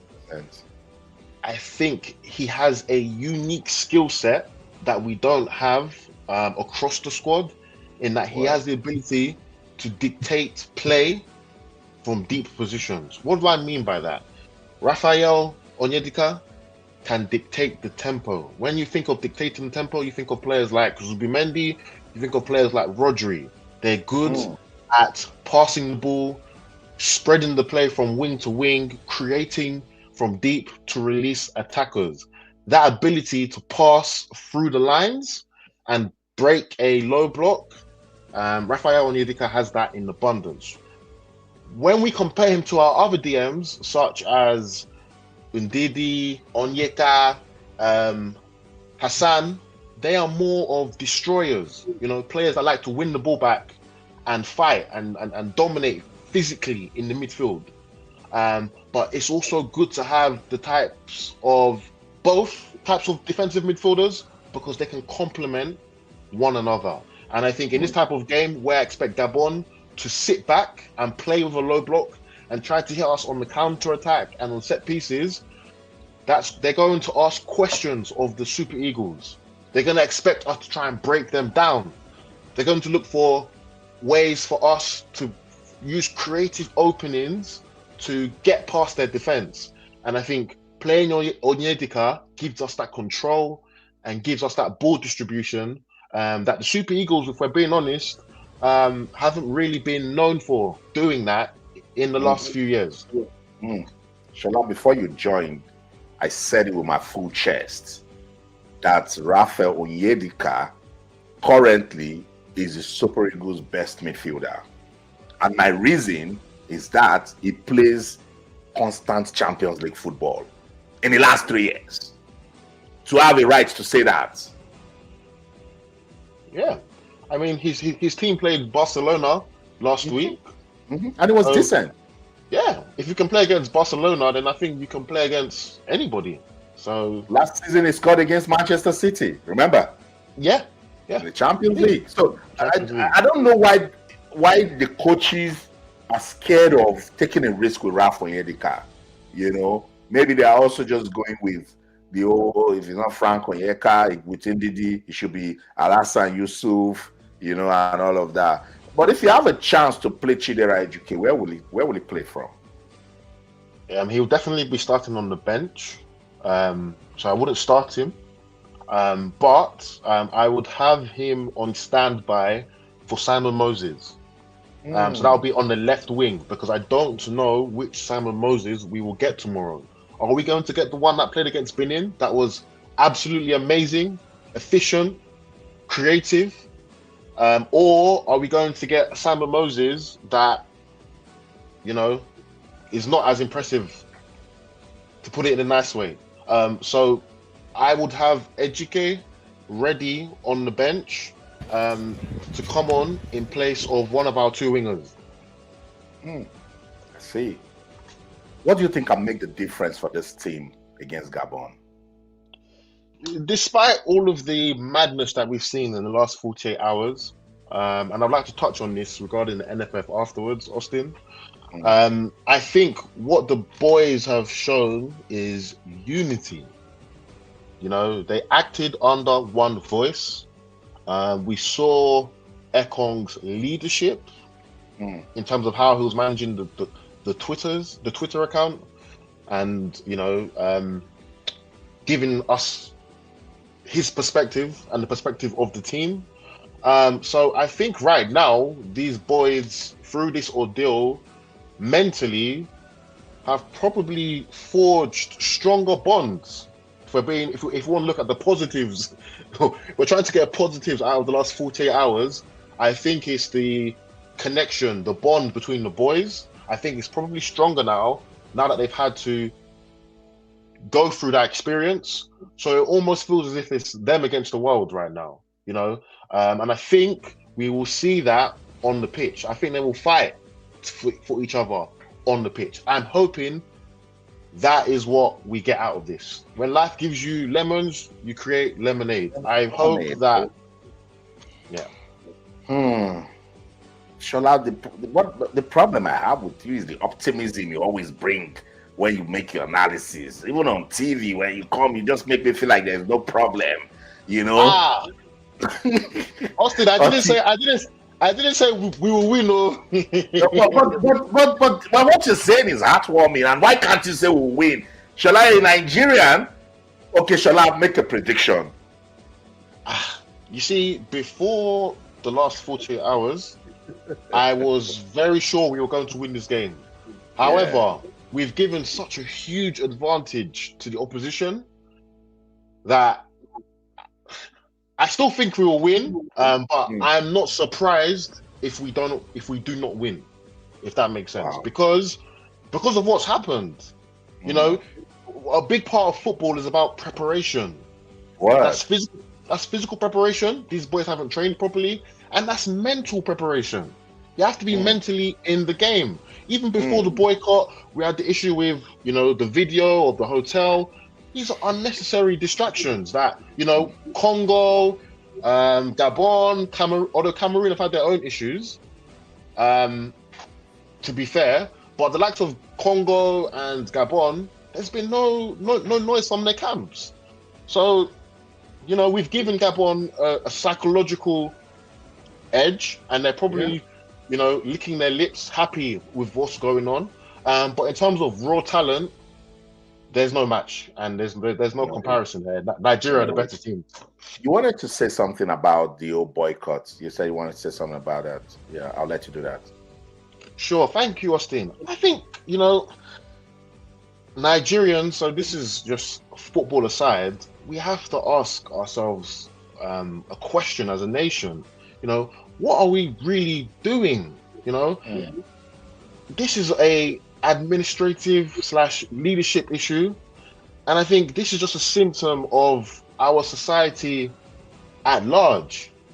And you know, sometimes we need these things. So in terms of what the players have done, some people may question the timing, but sometimes during tough times, tough decisions need to be made. And I think Nigeria as a society and as a whole, these are some of the things that we need to start questioning in terms of the leadership and the people that are in positions to make these decisions that are affecting our country. You know, this story is very, very, very sad. And what these people in positions of power are not realizing is that these decisions that they're making has an impact on the everyday man, not just the footballers. The amount of friends that I have in England, you know, that didn't waste time sending me these articles. What does that mean? It means the world is watching. That's right. That's right. It means the world is watching. So, as a people, what are we really doing? What is our plan as a country, as a footballing nation? You know, you look at other countries and they all have an agenda. They all have a plan. They all have a midterm plan. You look at countries like Saudi Arabia, they have a 2030 agenda. You look at America, it's let's make America great again. You know, you look at China, their number one goal is to dominate the South China Sea region. You look at Russia, their goal is to dominate Eastern Europe. What's Nigeria's purpose? What are we doing as a nation? You know, today we've had a boycott, but these boycotts have been happening for the past 30, 40 years with the Super Eagles. So what are we really going to do to make these changes? That's what, you know, I'm trying to get from this whole situation. Certainly. Chris is right there in Libreville in Gabon. Chris, if you're around, please join the room. Tell us what's going on in Gabon. What are they anticipating? Chris said he's watching from Gabon. Please, the Super Eagles need to win this match. The tension is very high, yeah. Shall I feel the tension too? You know, I was like, after yesterday and all of the drama, and then I started digging today, the things I was finding out, man. I had to go check my blood pressure, bro. Like, what is this guy? What are they doing? Shala, it's like they don't understand that this is a rare second chance. We cannot blow this opportunity. Yeah, it's it's unbelievable. You know, when I first saw the article, I was in complete shock. It also made me think. This is another question that I think people haven't asked. If we had got first place, would there have been a boycott? When would there have I don't know. Would there because we wouldn't have played these playoffs, right? So what would the plan have been in that scenario? Everybody will be happy that we've qualified. That has been the case. And Shala, when I started digging, I was really investigating. You'd be so shocked. I was ashamed. It was just $168,000 that caused this problem. The bonuses and allowances from the last two matches, Lesotho and Benin Republic. Not even what was out there in the media. Just so it means some persons just wanted to get at the NFF. Just to make them sit up, just in case they qualify. Because if they don't do this, they go pick the ticket, go intercontinental stage, it will keep piling. Because the NFF go about 1.2 billion naira to execute the qualify. They got $1 billion naira for these playoffs. So the federal government, through the National Sports Commission, is releasing monies. Somebody's just sitting on it somewhere, Shola. Yeah, it's a shame. Big shame. And that's what Naya is saying. It is a shame on the Nigeria Football Federation. My annoyance is that if the Eagles battle through and get the ticket, shameless NFF, we want to take the glory. Did you not see how they were carrying Ibrahim Gusso when we defeated Benin Republic? They were carrying NFF officials as if they were the ones who. And I was disgusted. Like, why? Why are they hailing these guys? After they raised our blood pressure. Cape Verde had qualified for the World Cup and they had forgot to. You were me on live TV when we showed Cape Verde, small Cape Verde. I'm sure your state in Nigeria is bigger than Cape Verde. How do we change all of this nonsense? How do we change it? I mean, next year there will be an NFF election, I believe. So it'll be interesting to see if the current team are re-elected. I really am interested to see how this is going to play out based on what's happened during this playoffs. You'd be shocked. Nothing will be done. Let me read the press statement I got at about 5 p.m. I think, or 6 from the Nigeria Football Federation. So persons will get to understand, where they're coming from as regards everything that has happened. The Nigeria Football Federation, through the media, through the communications department, had this to say to Nigerians as regards what happened. Let me take it back. Where is it? Okay. Not this. I think this. I need to bring it back. Give me a minute so you guys get to read it with me. So you will say, it's Austin that said it too. It's NFF, that said it. 2026 FIFA World Cup playoffs. Super Eagles return to training set for Panthers of Gabon. Nigerian Super Eagles return to the training ground on Wednesday evening as focus shifts firmly to Thursday's 2026 FIFA World Cup Africa playoff semi-final clash with the Panthers of Gabon. The pay dispute that reared its head and knocked off Tuesday's training session has been put to bed, and the players now look forward to putting Thursday's potentially explosive encounter out of. Give me a minute. I'm reading it from my screen here, and I have a little bit of potentially explosive encounter out of the reach of the Gabonese and earn a place in Sunday's final. On Wednesday evening, the three-time African champions trained at the Institut Royal de Formation do Cadres in Saleh outside Rabat.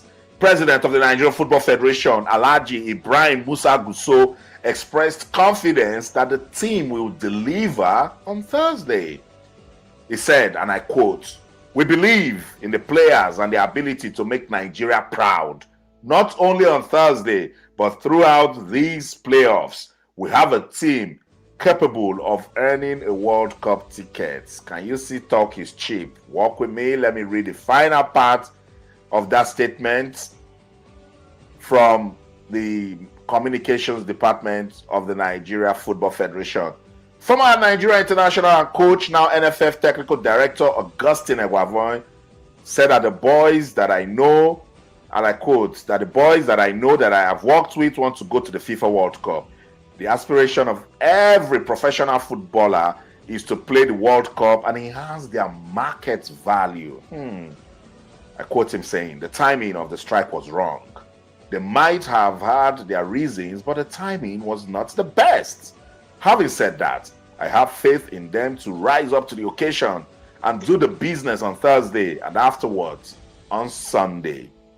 Thursday's high-stakes encounter at the complex Sportif Prince Hetier Moulay Al Hassan in Rabat, starting at 5 p.m. Morocco and same time zone with Nigeria presently, will be the 10th confrontation between the senior men's national teams of Nigeria and Gabon, with Nigeria having won 5 of the previous 9 matches and 3 drawn.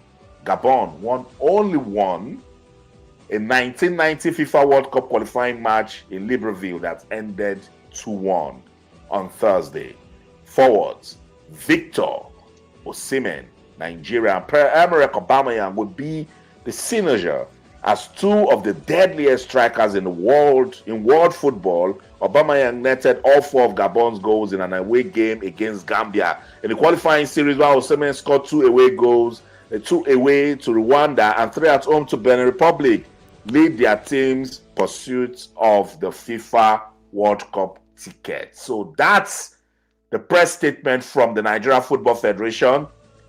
Inshallah, if you followed what the NFF president was saying, is the same by the grace of God, inshallah.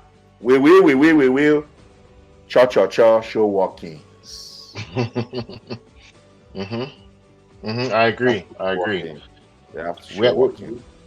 We have to pray, but we also have to work and prepare. So, Yeah, let me get back to the comments, and shall I get you to respond to some of them? Shehu Olasunbo said Tinubu government should probe the NFF from 2019. Okay, we'll see. Paul Ayongbemi says, where is the money? This was during the introduction when I started the show. I was talking about all of the monies that the National Sports Commission said they have released to the NFF. So he's saying, where is the money? My brother, if you ask me, now who I go ask? The matter where they see, so yeah, me for if you ask me, the matter for granted. Now who I go ask? So that's it to my brother. I don't know. Yeah, Sheon said Tinubu government should probe. Then we took that one, said the same comments again. Udubayo says the NFF is filled with empty folks. They are just there to siphon funds. Segodi said Nigerian football is under serious pressure. I hope Osimhen will get them out of this pit hole. Shala, that's what I'm saying. Not just Osimhen. We need the team performance, don't we? Yes. I think we've mentioned it before. In the last game, everybody saw that Osimhen got that hat trick, but it was Moses and Chukwueze that really supplied those final passes to him. So we need those two to really step up their game and keep up that same standard from the last game, and Osimhen will score. But Osimhen needs to be supplied for him to score. Right. That's right. And that's what I also say about Aubameyang. Yes, he's a fantastic striker. He's good, but if he doesn't get the ball, how is he going to use it? Okay, so that's why it's important that the team plays together. Logistic Jeff, Austin, look, show me. We did not beat Benin 4-0 just to lose against Gabon. We will beat Gabon. He put it in caps, black and blue. The team is more united now. Bro, where? How? They boycotted training yesterday. You think that did not do something to their mental strength? So you see, I like when we put out this optimism, but look, it's what you sow, you reap, you know. So right now, it's in a difficult place. Shola was so confident, he was passionate. As a Sunday, Monday, when this happened on Tuesday, look at Shola now say, I don't know. Wait, now God and the deal. So we'll see. Same logistic Jeff said, okay, was replying to Segodi, you were one of those who predicted Nigeria going to playoffs when our hopes were lost, I remember. Okay, so he's keeping his faith, I understand. Don't yab our country. Pray for your country. Be the change. So I'm not going to read that comment. Sorry. Sorry. Yeah, I was just, trying to count the number of players that were at the World Cup. And I said there was Trust Ekong, Wilfred Ndidi, Alex Iwobi, and then, of course, Moses Simon. So just 4 players in this current squad that have been to the World Cup. So we need more. Odubayo, okay, may God help you in your situation. Was responding to somebody. Segodi. So people responding to themselves. Thank you for coming to use the platform to fight. Okay, guys, let's get it going again. Tell me where you're watching from. We've got 220 persons right now watching us. 220. Thank you. That's love. So kindly tell me where you're watching from and subscribe and like. I just want to do those 3 things. Tell me I have subscribed and I have liked. I'm reading comments now. Say I have subscribed and I have liked. Please subscribe. It's very important. The algorithm loves subscription and likes. It does the algorithm one kind, and then the algorithm just start pushing all of us out there for persons to see us. And right now I'm putting out comments, so it'll be good to put your comments out there. Alex T, I was watching a sports podcast, and one of the presenters stated that the boycott could work in Nigeria's favor, as this would bring team building and bonding together. It can carry that same togetherness. So, yeah, this is the other way to look at it, but it is what it is. We cannot also ignore the other side, that mental health is also affected. You said it. It can be a blessing or a curse, so we'll find out tomorrow. That's it. Olukunle Osheni, please kindly help us say a big thanks to those who pay the money. And the NFF will be probed under the government of 2018, still this present government of today, Amatse. Okay. Top 10 globally. Thank you so much, Top 10 globally. You always come through for me. I appreciate the love. Austin, good evening. This is Kelvin from Canada. Thank you so much, Kelvin, for the love. Look at all the players after the strike. See how serious Osimhen is warming up. Ademola is the pressing foot. After now, he will not release the ball. I love football fans. They were just getting there now. Maybe he's just trying to put his phone on silent, or he's just trying to send a message, do not disturb, I'm here, doing training. So Kelvin, let's just understand. Said Kadiri visit Rwanda. Okay, that was when I was talking about Rwanda and what they have done with their football. Paul also came up with it, that is visit Rwanda, that is on Arsenal's jersey. Logistics Jeff there answering Kelvin that they were stretching now. And James Francis, why are we not taking sports seriously? Nigeria is not a serious country. It was part of Shola's reflection. We just hope that we'll change it. We can be the change in our own little ways, we can be the change. Let's keep talking about it, someday, somehow, we can be the change. Corruption is the order of the day, unfortunately. Hurricane. Just imagine if Morocco had the kind of players Nigeria have. But the animals, aka Zuki, I do that, bro. Take it easy. Okay, this was when I said we should make our predictions, so please come up with your predictions now. Sports Grind says it's going to be Nigeria 3, Gabon 2. I like that score line because I love to see goals, Shola, but it can be dicey. 3. I'm scoring you 2 goals. If you go ahead 3-3-2. But Shola, would you like to see goals tomorrow? Yeah, I expect there to be goals tomorrow. You have the likes of Aubameyang, Osimhen, Bouanga, Akko Adams, all on the same pitch. There will be goals. We'll just hope that Samuel Chukwueze, yeah, there will be goals. Yeah. We'll see. Loads of optimism in the comment section. Government Sunday said Nigeria 3, Gabon 0. This score line, this prediction to my body somehow. Like, I like how it landed when it got into me. That's a good one. Said Kadiri says Nigeria 3, Gabon 1. James Francis, if players should there be old salaries and bonuses, if not corruption playing out loose, we will blame them. Odubayo, Nigeria 2, Gabon 1, John, Nigeria 3-0. This was the comment I said, let us know so that the heavens will register it. Why are you saying 3-0 for? If it's Nigeria, please write it. Let's register it. Odumegu Chidima says Nigeria 2, Gabon 1. I think that's an ideal scoreline. Is that your prediction too? Yeah, I think it will be this scoreline. Yeah. I'm going for 2-1. 2-1. We'll see. Ms. Bao Kolakbo. The problem with Nigeria sports is enormous. We don't have the right persons to administer our sports. I agree 100%. It's true. Kubanjo, good evening, sir. What is the update, sir? I'm just tuning in. The updates is that the Super Eagles, they called off their strike. Thank goodness. They said, okay, NFF, NSC, we have seen our monies, small 168,000. That's me and my guys on TikTok and YouTube. If we open GoFundMe, we will raise $168,000 and say, take Super Eagles. That was why they boycotted training yesterday. You know, so it's sad. They just want to prove a point, Shola. Go on. Also, you know the last comment. This one? Yes. Sports administration. You know, we have a technical director, right?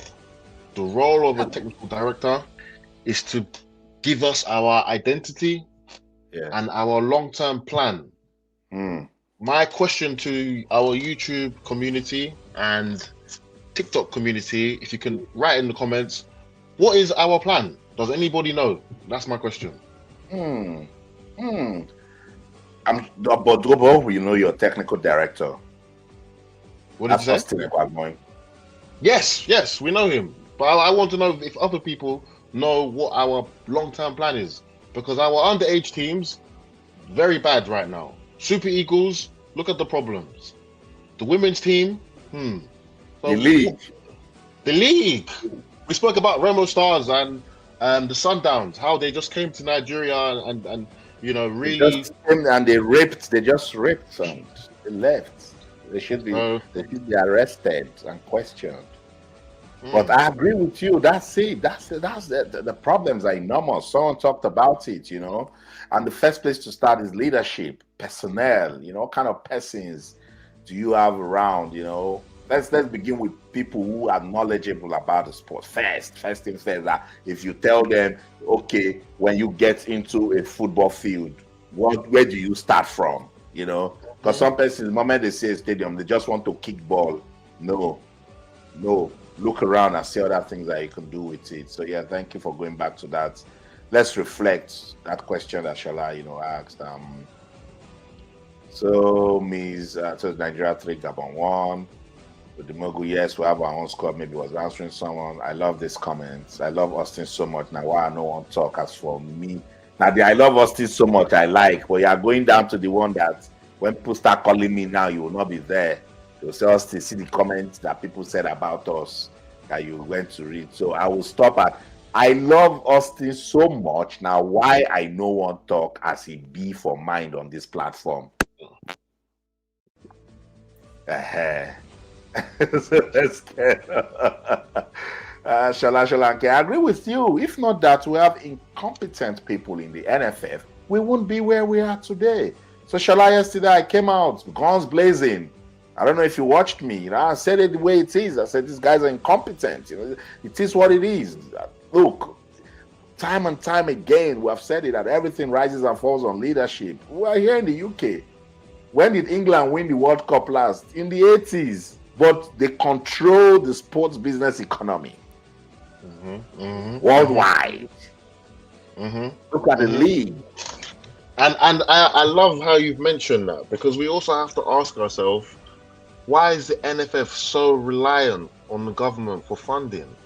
Can we not think of ways, to create their own revenue generating streams? Can we not sell merchandise, broadcast the games? When you look at the English FA, most of their money is from marketing. Deals, sponsorships.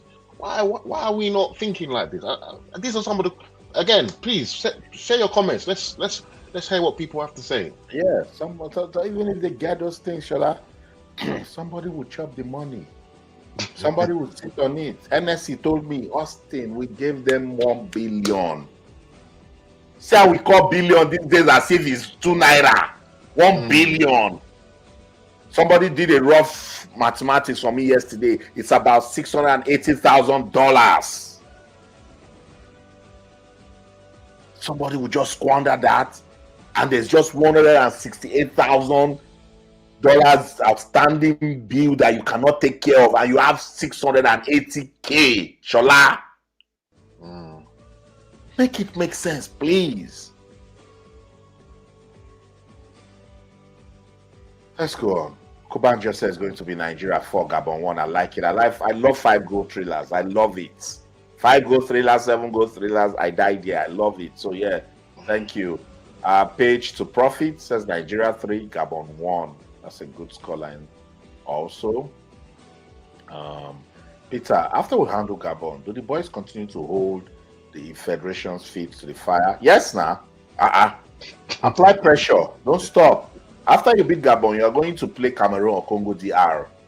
If you beat them in that final on Sunday, you will go intercontinental stage. So you go and beat Cameroon, Congo DR. Now this NFF continue their behavior again. It will still affect us, and we don't want to get to that intercontinental stage and then suffer. So yeah, they shouldn't stop. Jacob Steven, maybe it's me you're talking about. It's smiling. Thank you. If you subscribe and like, I won't just smile, I'll laugh. You see me laughing. Yeah, I said God is your strength. Thank you. That's a genuine prayer. Hurricane, I don't want Austin to think bad of me now. Why I don't want to vent my anger on his life. But truth be told, the NFF are a bunch. Oh Lord, this guy. You want to walk in the zoo?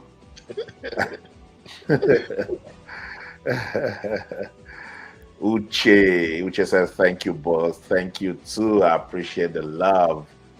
My TikTok people, I haven't forgotten you guys. I'm coming. Jay, I see your comment saying Nigeria will win. Is that emoji laughing or crying? But if you say Nigeria will win and you start crying, then I'll be worried. Yeah, so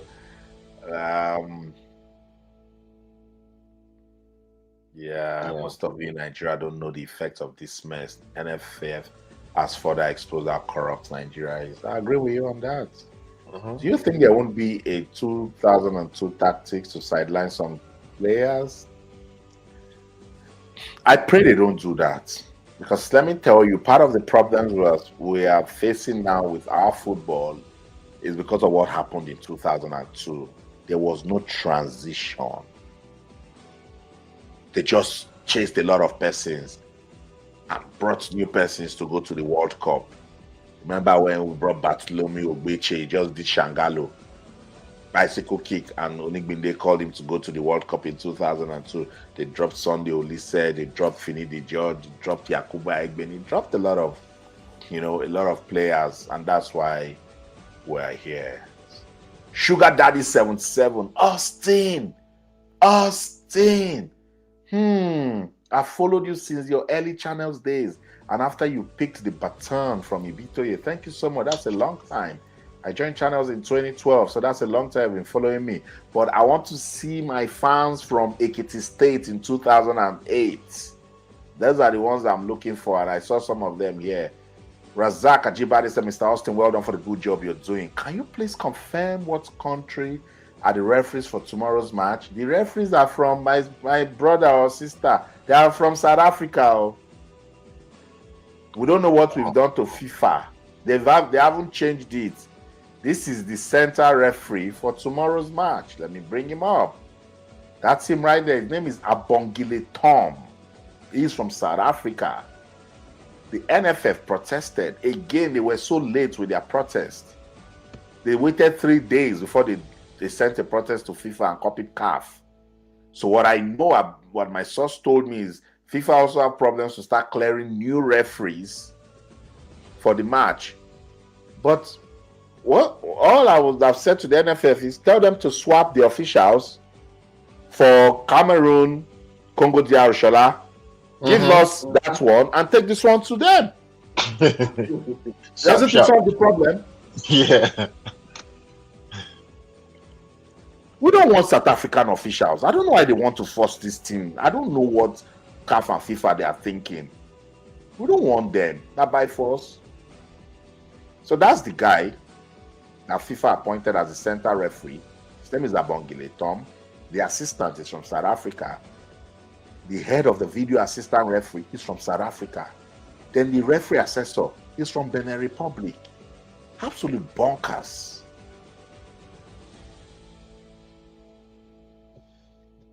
This thing is going to be played in Morocco. There are good officials in Egypt. There are good officials in Algeria. There are good officials in Tunisia. You go to South Africa long. If not dirty politics you want to do. And while we are on this, just hold on, Shola.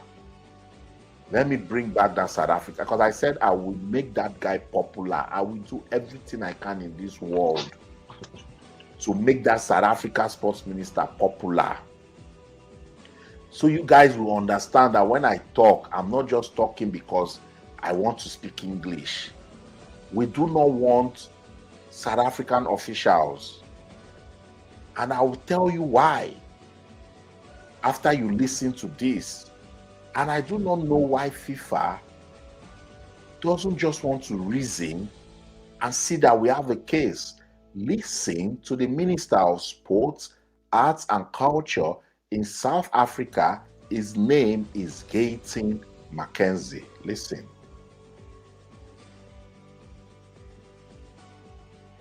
Very clear. I wish for them not to qualify for.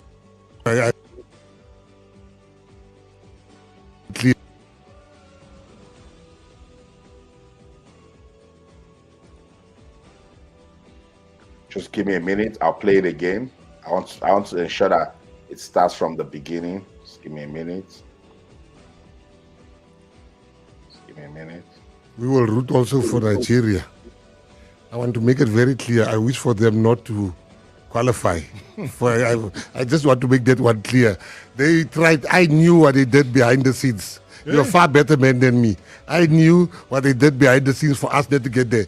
I want them to lose. They must not go to the World Cup.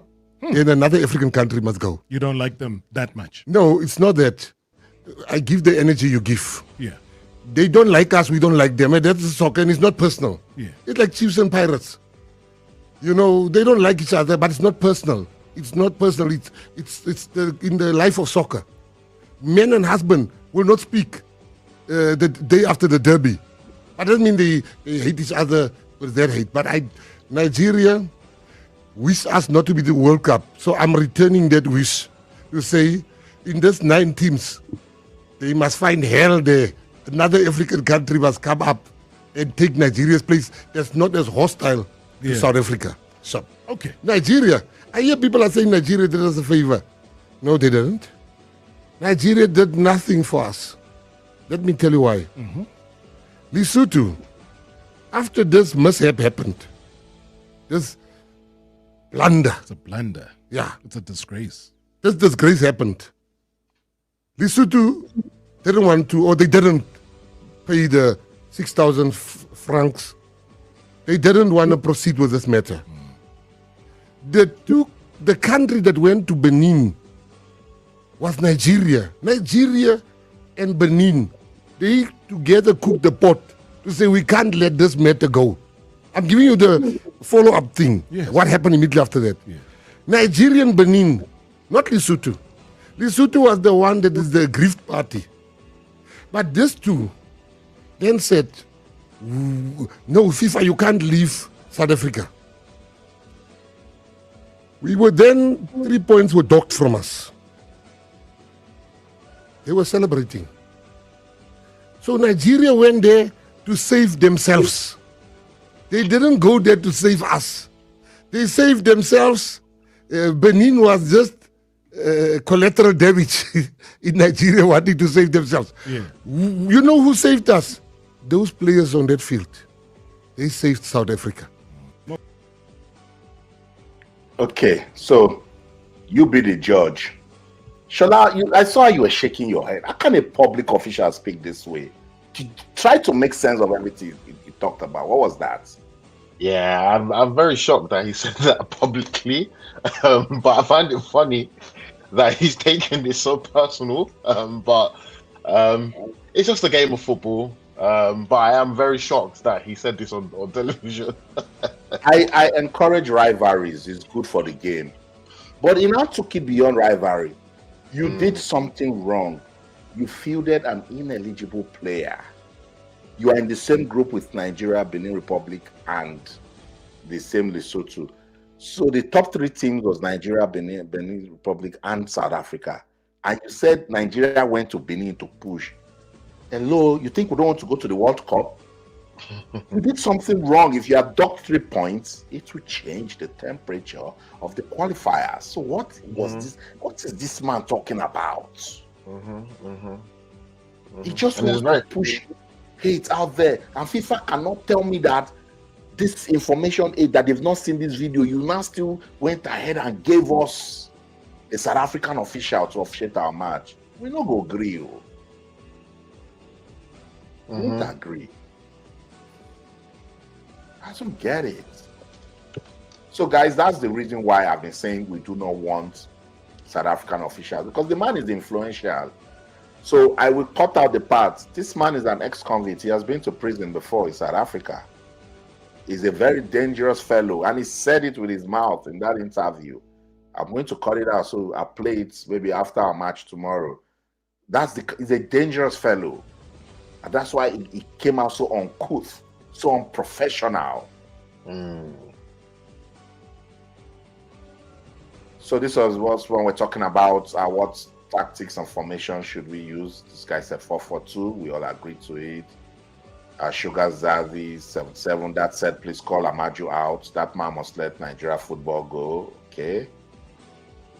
Christian Cahill, thank you, boss. Thank you too. Akosa, tomorrow is Niger Day. Amen. No, amen. Amen. No. Hurricane, apart from our men and women in sports and entertainment for abroad, they had me to tell people my nationality. When you hear Nigerian praise, it's men in NFF that contribute to the Nigerian praise. It's true. All of my friends from Ghana, they were very, very quick to send me this news. I know, it's sad. It's sad. Asuko Ibo says Nigeria 2, Gabon 0. Thank you. That's a lovely score line. Let's just hope that the Super Eagles will do it for us tomorrow. Hurricane in Nigeria, people have no shame. Next month the same thing will happen. Just watch. I don't blame you, bro. It's true. We'll never learn. Tinker Island, you can't depend on 4-4-2 all the time. True. Shola was a big fan of 4-3-3, but he's saying with everything that has happened now, he has to look the other way. I just pray that the Super Eagles and the Teka crew will keep their cool regardless of who the referees will be in order to avoid unnecessary yellow cards. So this is also very important because sometimes this sort of game, character can win it for you. Especially with VAR involved. So we need to be very, very careful because Gabon, I see them trying to capitalize on set pieces and frustrating our players. So we need to be very, very careful. We won't be able to get away with anything with VAR, especially with a South African VAR system. So we have to be extra cautious in this game tomorrow. This could be the difference between us going to the World Cup and not going to the World Cup. I agree. I totally agree completely. As Segodi said, it's the early goal that happened for Nigeria. I think that I agree. That game against Benin Republic, as early as the third minute, we got a goal. Julius, Abiodun Moses, yeah, it says NFF is a cancer in Nigeria. Nigeria's government should ask FIFA for advice on how to clear the cancer out of our systems in Nigeria. NFF should learn how to treat the players with dignity and respect. I totally agree with you. And I'm going to start that comment. So well done. Thank you. So this was me when I was showing the highlights. I was saying, can you guys see how good 4-4-2 can be? I'm a fan of 4-4-2. Yeah, I'm that old school. I'm that old school. Yeah, because check the early. I said check the early 90s, early 2000s when football had flair, when football had style. Almost everyone was playing 4-4-2. Yeah, whilst I agree with that statement is true, but what's everybody playing now? 4-3-3. Hmm. So why are they doing that now? What's the problem? They're just trying to do something differently. Is it really working? Is it giving us the sort of football we saw in the 90s? Be sincere. As in Nigeria or just in general? Even worldwide, yeah. I think what happened was Mourinho. He's the person that let's break this down. So before Mourinho came to the Premier League, everybody, so your Wenger, your Ferguson, they were the two giants in English football. And in Chelsea in 2004, and what Porto was able to do winning the Champions League with a 4-3-3, Mourinho brought that to English football. And ever since then, it's been different variations of a three in midfield. So the rest of the world has just copied that. We saw Spain and Barcelona dominate Europe with tiki-taka. Now we have the likes of Pep and Klopp dominating club football with 4-3-3. So I think it was Mourinho that really came in and changed the sport as we see it. Is it a flamboyant formation, 4-3-3? Is it all that? I think in terms of flamboyancy, there's two things we need to understand here. One is philosophy and one is formation. So why I make this distinction is because you could be playing 4-3-3 and your philosophy is park the bus, like Mourinho. But you can also play 4-3-3 and you can play a beautiful brand of football like how PSG played last year in the Champions League or Pep with Man City. So I don't think it's actually the formation. I think it's the coach's philosophy that determines the level of creativity and whether it will be flamboyant. So you can have yeah. Go on. Can what? I was gonna say you can have 4-4-2 like the Nigerian style 4-4-2. That's very, very attack-minded. But then you could also have a defensive 4-4-2. You look at Simeone at Atletico Madrid. They play a 4-4-2, and they're very, very defense-minded. You look at France in 2018 World Cup. They also played 4-4-2. And Didier Deschamps, I would say he's quite a pragmatic coach. But then you also look at Manchester United in the early 2000s, Arsenal in the early 2000s. They played 4-4-2, and they played some of the most beautiful football that the world has ever seen. So I think it's more to do with the philosophy of the coach. When we move this to Nigeria, yes, with previous coaches, 4-3-3 hasn't worked. But with Eric Shell, we are seeing what I like to call Lagos ball. So that aggression, that ruggedness, that hunger, that desire, whether we use 4-4-2 or 4-3-3, I still think we'll still see the same type of football because it's all to do with the philosophy and attitude that the coach is imprinting into the squad. I agree. I just know you love 4-3-3. you can be the ambassador. It's okay. Just give me a minute. So. Yeah, guys, don't forget, please, as you get in, subscribe to the channel. Let's keep the algorithm busy, and don't forget to also like. I like this comment. Yeah, which one? this comment from. Yeah. So in Africa, 4-4-2 is a good formation against mid and lower teams, but one can't play it against the likes of Senegal, Morocco. And I think it's execution, guys. Execution matters. I'm still big on execution, you know, because even the 4-3-3, if you don't execute it properly, you will still be punished. You know, Pep, and look, that's why a lot of persons blame Pep Guardiola. Oh, Pep has come to spoil football, blah blah blah. He used that kind of formation, and he won the Premier League without a striker.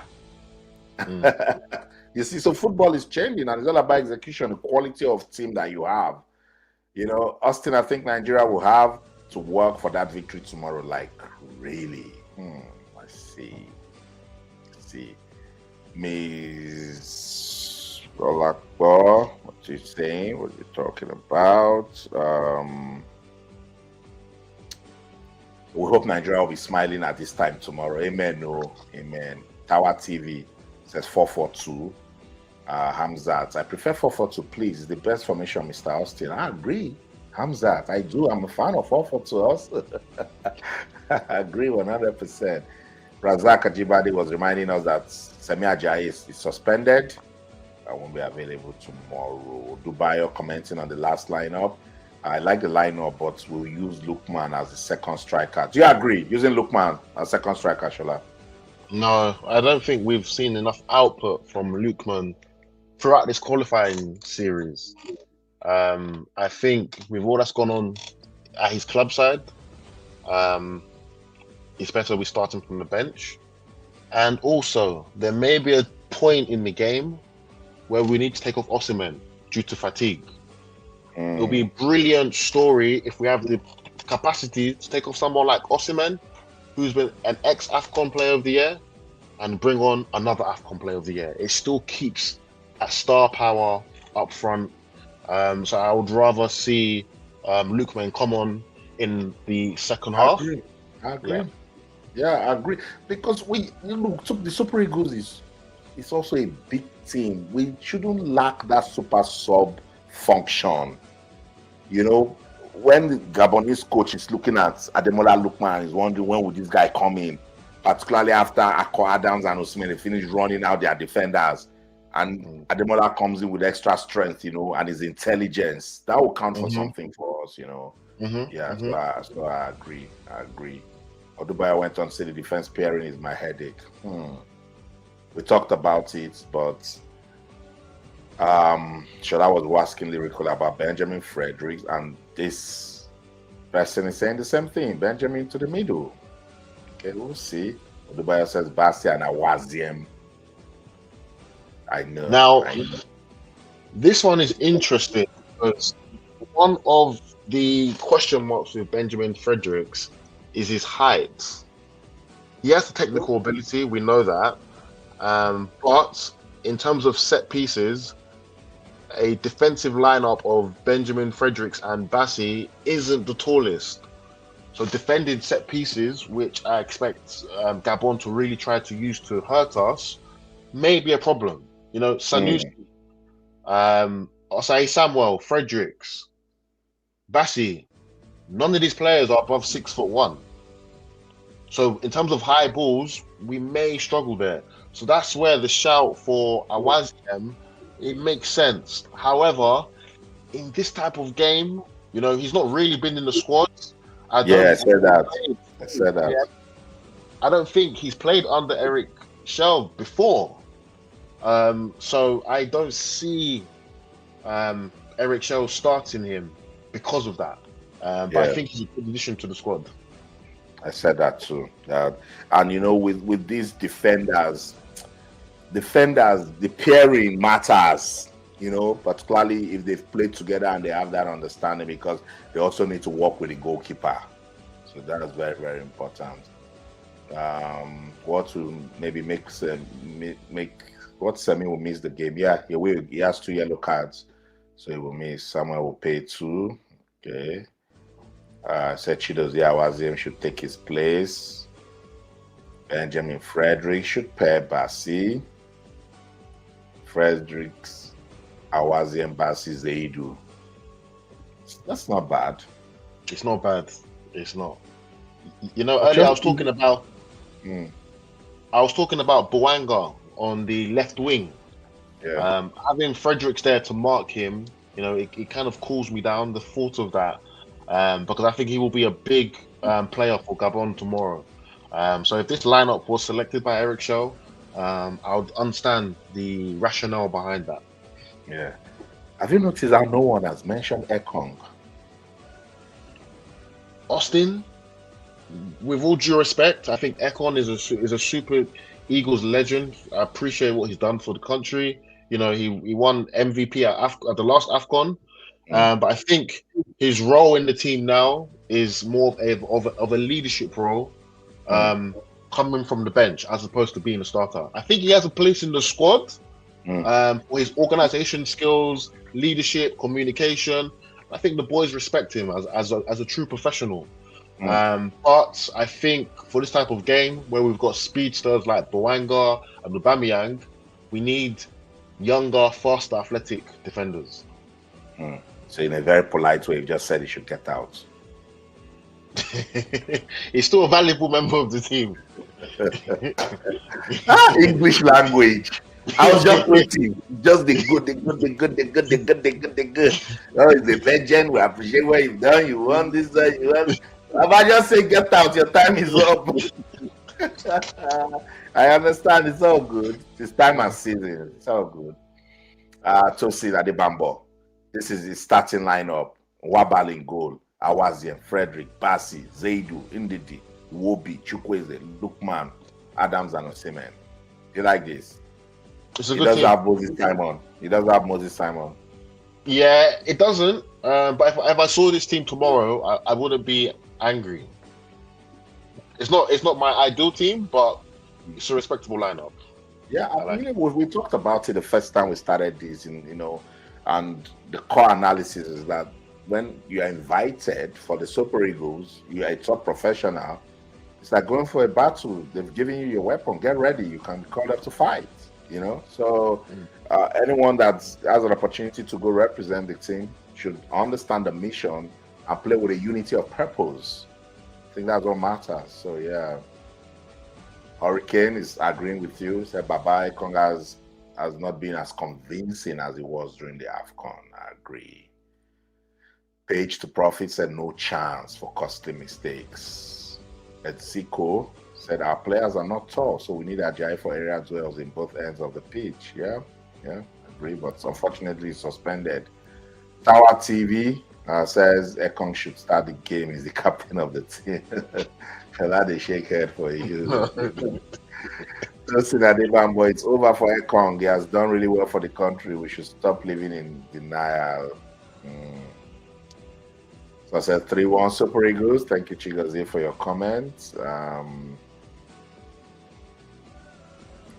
Please, can you show us the pre-match press conference? So we're supposed to even have that yesterday, and then they were doing that strike. So now, not much hearing from the team. Obviously, there was still any updates regarding the match officials. I did.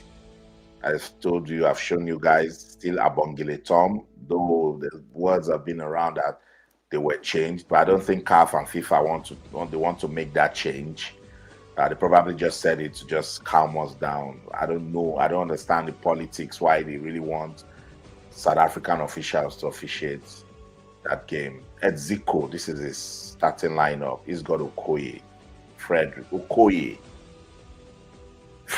Ajayi, Bassi, Zaidu, Onyedika, Alassane Yusuf. He will be. He wants that minister of South Africa to make a complaint. I see Ajayi is in this team. Yeah.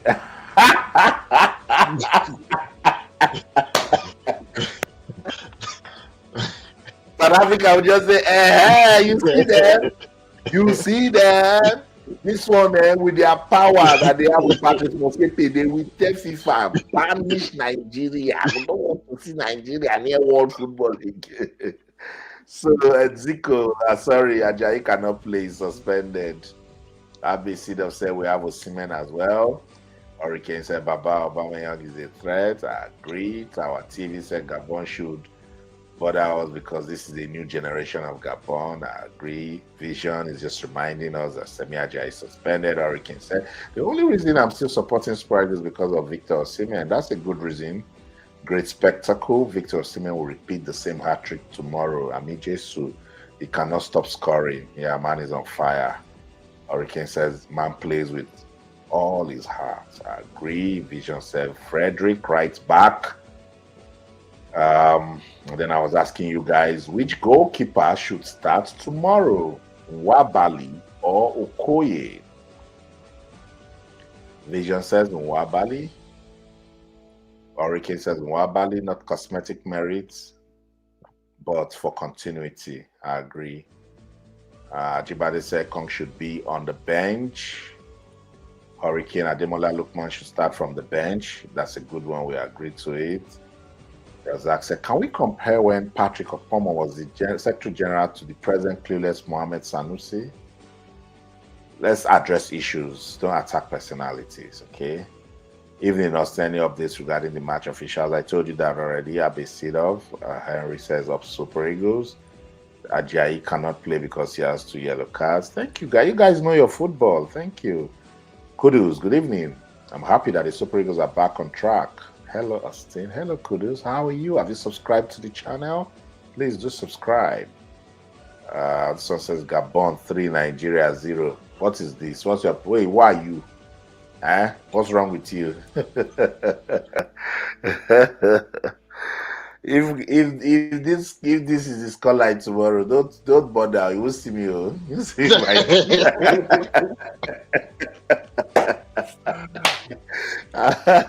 I'll be drinking my red wine and then reminiscing. Peter Keredolu, what's up? Come on in. He said, I don't know why we Nigerians like deceiving ourselves. What makes us think that we're winning this match?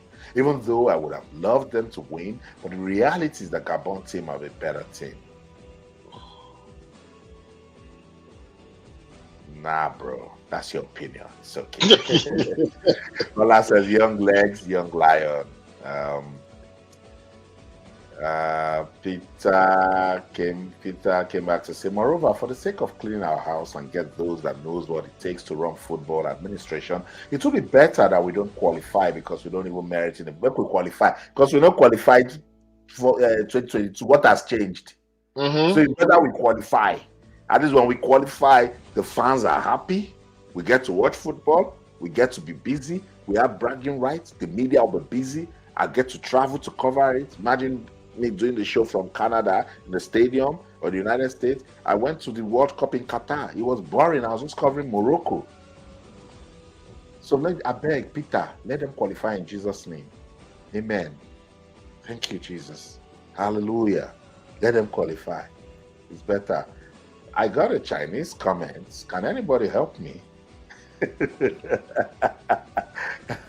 Shall I want to have a go? What's going young? Young. And thank you so much. Abesidov Guso leadership must be questioned. I agree. Taiwo Kunade said, if I am Bola Tinubu, I will invite the likes of Austin. Is it Austin? This Austin? If it's me, thank you. Say it properly so the president will know. Mike Emenalo, Coalition Amobi Eziaku, and give you guys an assignment on a roadmap to develop and improve Nigerian sports, especially football. I agree. Our time will come. But for now, this is what we're doing. Our time will come. We'll just keep staying relevant. Ayodele says the players fighting for the freedom of Nigerian football is so bad. NFF cannot broadcast Nigerian teams' home games. See, at every level is bad. Every level is sad. Olu Simon was not there. He was injured. Which Simon was nowhere in the last game? After I showed you highlights 2 times, you did not see Moses Simon, who made the cross to Osimhen to not for 3rd goal, who made that run across for Frank Onyeka to score. Oh, you are talking about the World Cup. The World Cup. Are you sure? I think Moses Simon was there in 2018. Moses Simon. He has a point. I think Simon missed out. Who was running from the right? I think it was Musa And Victor Moses. Victor Moses. Thank you so much, Olu. I see what I'm saying. My fans are the best. They know their football. Thank you so much. If I'm going to star your comments, yes, so that I'll be seeing you and be saying thank you. Pascal says we believe. Yeah, we gotta believe. Akosa, I'm from Ghana. I've subscribed and liked. Thank you so much, Akosa. Always supporting David Okpanachi.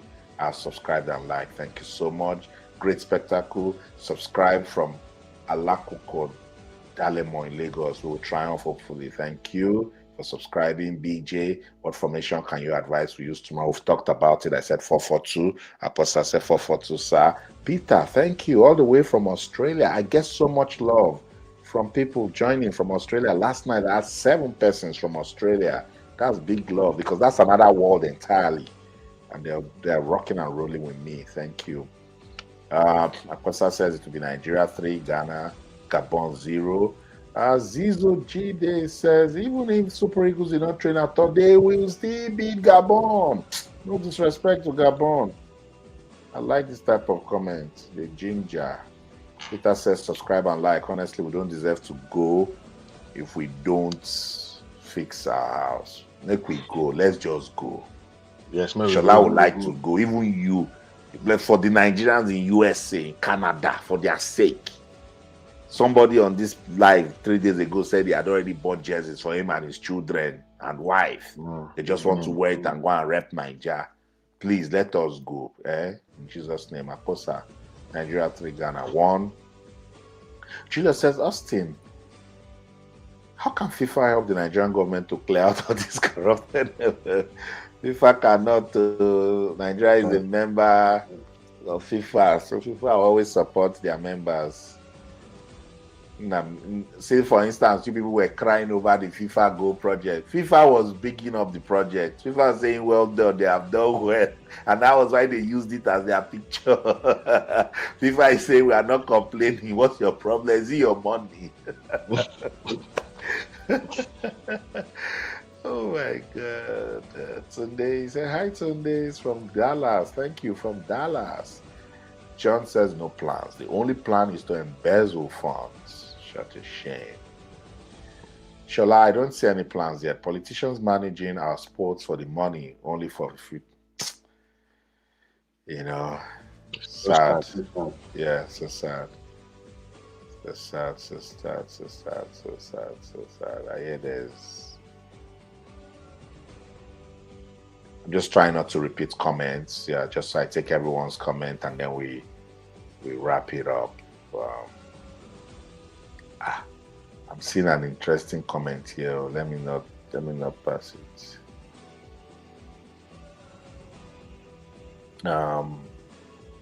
Abe Sidov, we must protest big time against NFF. Abe Sidov.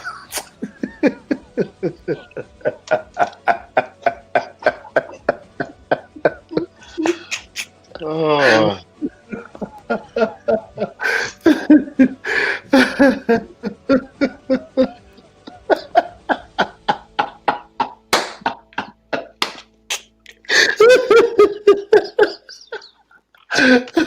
Wait, so that means we must get insecticide, right? We just spray. Oh my goodness, you guys will not finish me. Thank you for your comments, Abby. Tune says, I hear there is one clause tying government to NFF. No clause. NFF is independent. They operate with the FIFA statutes. That's why it's difficult for a country. So when governments now start coming in, after federations, you see that's why they say it's government interference. So it's that nonsense that the difference between the. So when you go to beg money from your government, they give you money. It's not interference. Then when you now do wrong, the government wants to hold you accountable. You now cry to FIFA. See, for instance, the government have been giving NFF billions. So tomorrow they now say they want to probe NFF and bring Gusau's leadership to book. NFF, they will now start saying it's government interference. I hate hearing that thing.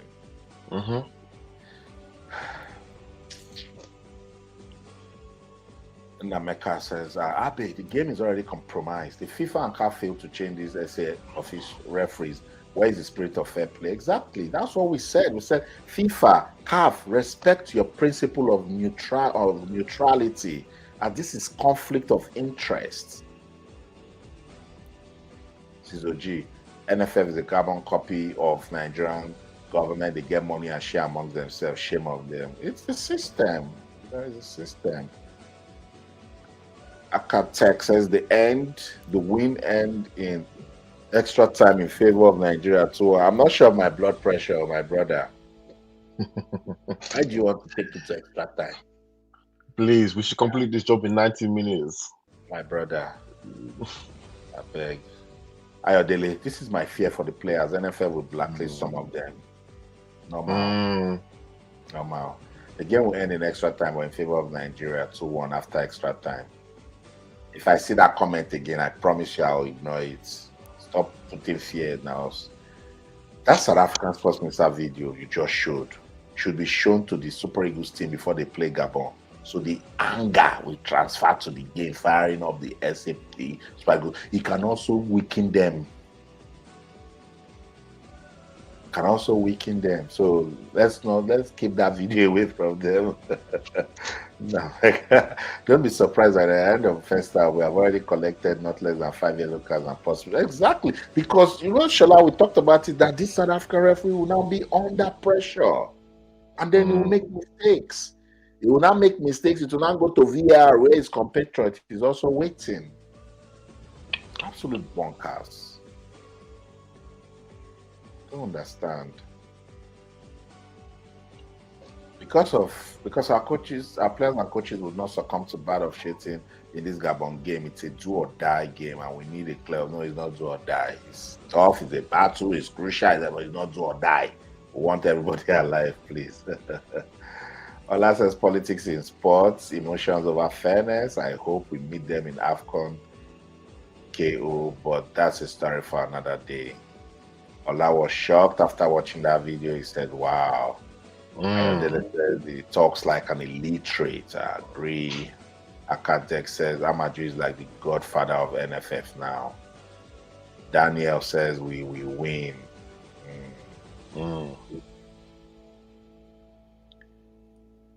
Yeah, it's a good one. I side with the players. Andre Paul Foundation. Good evening, Austin and Shola. I'm watching from Manchester. I hope Nigeria go through, but I will need to protest. If not, so it will continue. These people are killing our sport. I agree. BYZ. Have they made public the officials that will be officiating the Nigeria Gabon game? We don't want surprises tomorrow. The fit go give us Libya. They're giving us South African referees. I will say we don't want South African referees. If they say they even give us Libya referees, we'll still take them. We'll take it. Yeah, we'll manage that one. Okoro, Nigeria will win 2-0. No time. I love it. Kolakpo, I live in Lagos. I've subscribed and liked. Thank you so much. Stitch Music. Football is not played by names and awards. Players won. It's a positional game. Yep. Yep. Taiwo, Nigeria 2, Gabon 1. Stitch Music. If una put Okoye there, forget the World Cup.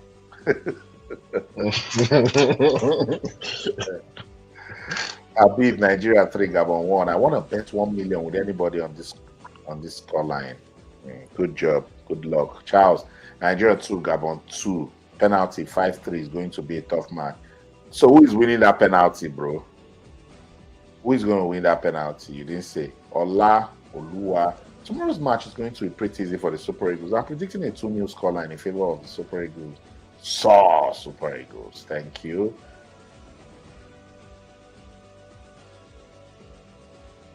And Habib showed me love again. Gave me money. Thank you so much, Habib. Thank you. You see, guys, these are the little things. Support. I like it. I appreciate it. Thank you so much, Habib, for the love. I appreciate. I've started your comments. Thank you so much, Habib, for your love. Deep showed me love. Shola is quite a lot of comments. Quite a lot of comments. Quite a lot of comments. That's good. Keep the comments coming. I know, keep it coming. Yeah. Benga says, I like how Eric is using Chukwueze. He gives, that's a very good one. He gives Yeah, his great to comment. drive in from the right and move into the central position. You know, and we saw it during the Unity Cup, Shola, and it was effective, wasn't it? We're seeing this is the best we've seen Chukwueze in an Eagle shirt, if we're being honest. Previously, it was very hit and miss. One game he would play well, another game he would go missing. But I think Eric Shell's been able to position him in his ideal position, coming in from the right on his left foot, where he can have a shoot or supply a good through pass. So this is a great comment. Great comment. Yeah. I 100% agree. Thank you, Benga. Ayodele says, no, Gabon don't have a better team. I've checked stats of Gabon's last 5 games and discovered they are not near Nigerian match stats, even in those games we lost. Austin, you are much like me since I know you. I'm much like you. You've got swag. Thank you. I'm still getting love. Hurricane Austin, I love you. That's why I will not say my mind here, because if I do, I will be banned. So you know, if you misbehave, I will come for you. Let's just be civil, you know. Just be civil and stay out of trouble, you know. Festus Okira, has the referees been changed? No, not anything official. Paul Ayongbemi says, whatever the case, 1-0 to Nigeria. 1-0 is tricky. Shola, do you want 1-0? I will take anything. As long as we get through, I will take 1-0. Okay. I'll take it too. Be more cats, be more cats. You don't know the meaning of do or die. You are taking it literally. Okay, I get it. I'll get you. Sorry, no vex. Teach music. Nigeria 3, Gabon 2. No penalties at all. I agree. But there, Adetunji, it will be appropriate if you utilize your contacts to investigate the facts around the boycotts. Who is at fault? We need to obtain the facts from both parties and press the culprits to apologize to Nigeria. 100% is the Nigerian Football Federation. Like, it is what it is. They delayed that payment because the National Sports Commission gave them money and they didn't make the payment, you know. So the NFF, 100%. Hey, Naya, anyone say that Gabon win tomorrow is just trying to avoid high blood pressure for themselves. Stitch Music. Austin, by the way, I'm one of those who are happy on YouTube. I used to watch you on channels, but missed you when I chose to boycott Channels TV. Thank you for all you do. Thank you too. Why are you boycotting Channels TV? I'm still there. Watch it because of me. Watch it. I'm gonna be live on TV tomorrow, 9 p.m. Nigerian time. So watch. Habib, we need Frank Oyeka and Ndidi at the pivot or pivot position. Then Ademola Lookman play 10. Moses left wing. Chukwueze right wing. Osimhen in front. That's not bad. Is it? Shall I don't like this one. No. If you have a midfield of Onyeka, Ndidi, and Lookman, who's gonna be distributing the passes for us? He just gave it to Ademola Lookman. That's he's taking Iwobi out. Yeah, but who's going to supply the Lookman? Is it Ndidi and Onyeka? That's not really their game. Yeah, it's true. Ademola can do that. He says he's going to play Ademola 10. Yeah, but who's going to give him the pass in the 10th position? Ndidi. Okay. And you know, lately Ndidi has been offensive minded. So that might work. But whatever they are doing, they should just shall win. Dave Ogunlade, Austin and Shola from ChatGPT. So this is what ChatGPT picked. Trustekong, Chidozie Awaziem, Alex Iwobi with friendly and Kelechi and representing Nigeria in 2080 World Cup. So that means it's true. Awaziem was there. Really? I'm surprised. Same here. Wow.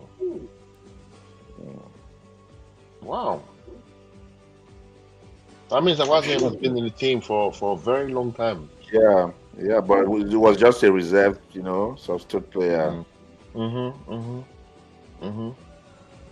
Yeah, fucking. Just want to be sure. I was at that World Cup, I covered that World Cup extensively, so surprised.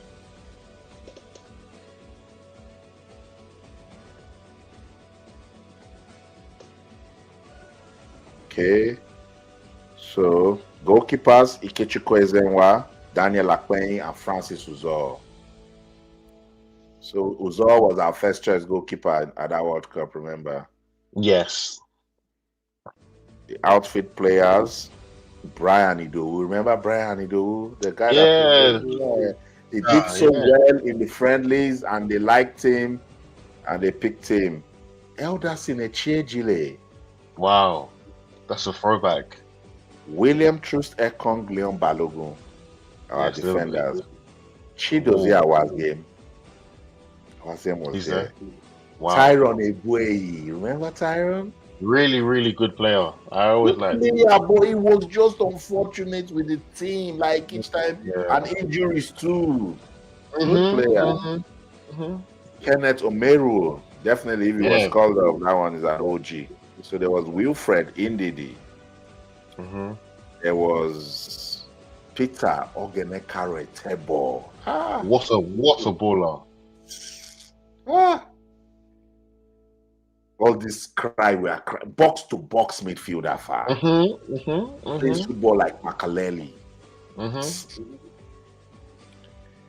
course, there was John Obi Mikel, Victor Moses, Shehu Abdullahi, Joel Obi, Ogen Onazi, John Ogu, Ahmed Musa, Odion Ihalo,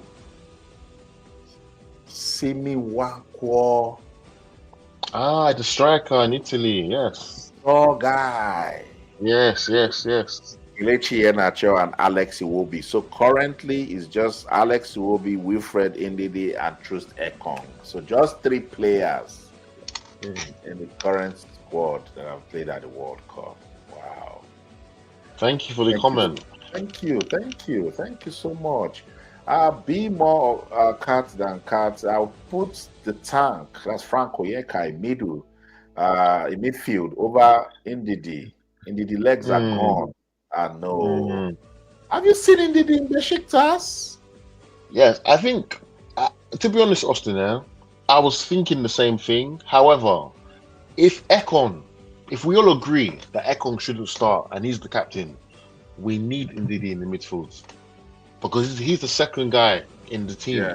Yeah. So we can't have. We can't have both of them out. And you see, Ndidi did well with the leadership role. He was always on Wabali's case. Very important. Yeah. Abe Sida hoping for a win within 90 minutes to conserve energy for the finals. And fingers crossed, the Cameroon versus Congo match goes into extra time, giving us an extra edge in the final. But that can also give them mental strength. That can actually give them solidity. So let's just be at our best whatsoever. Habib, Frank, and Ndidi can disturb the attackers and push them backward before they arrive in the box. We use the wings to play long balls in for Osimhen to win area duels for Lookman and to Moses. What is our tactics? Abe Sido, I'm hoping for a win within 90 minutes to conserve energy for the finals. I think the same comment. I got it. So finally I'm here at the end. Moses and Chukwueze can supply the balls into the box for Osimhen to score. So Shola, I think those 2 players, we know Osimhen is our main man, but I think tomorrow's result relies on Moses and Chukwueze. If they perform, we will win. It's simple as that. If they can supply those type of passes we saw against Benin, it will be too much for Gabon. If they don't, then we will have problems. I know. I think everybody should just step up, just step up and do, play your parts. Let it be holistic. Let it be proper teamwork. Let's not depend on 1, 2, or 3 players. And if you check, that was what we saw against Benin Republic. It was proper team job, you know, and everybody loved what we saw. So yeah, that's the latest update. Just in case you're just joining the live, Super Eagles. It's now Thursday, but it's still Wednesday in the UK. It's just 6 more minutes to get into Thursday. This is 23:54. But Shola, with all the development, with all of the analysis, with all of the conversations, what sort of game are you expecting tomorrow? Tomorrow, I expect the Super Eagles to name a side with not much changes due to the lack of training and the bad preparation.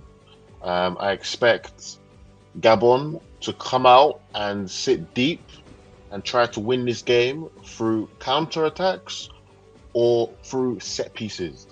I don't see this being an end-to-end open game. I think Nigeria will have most of the possession, but the question is, what will we do with this possession? Will the likes of Simon Moses, Iwobi, and Chukwueze step up and prove to be the difference makers and supply Osimhen, or will they not? I think that is the key point.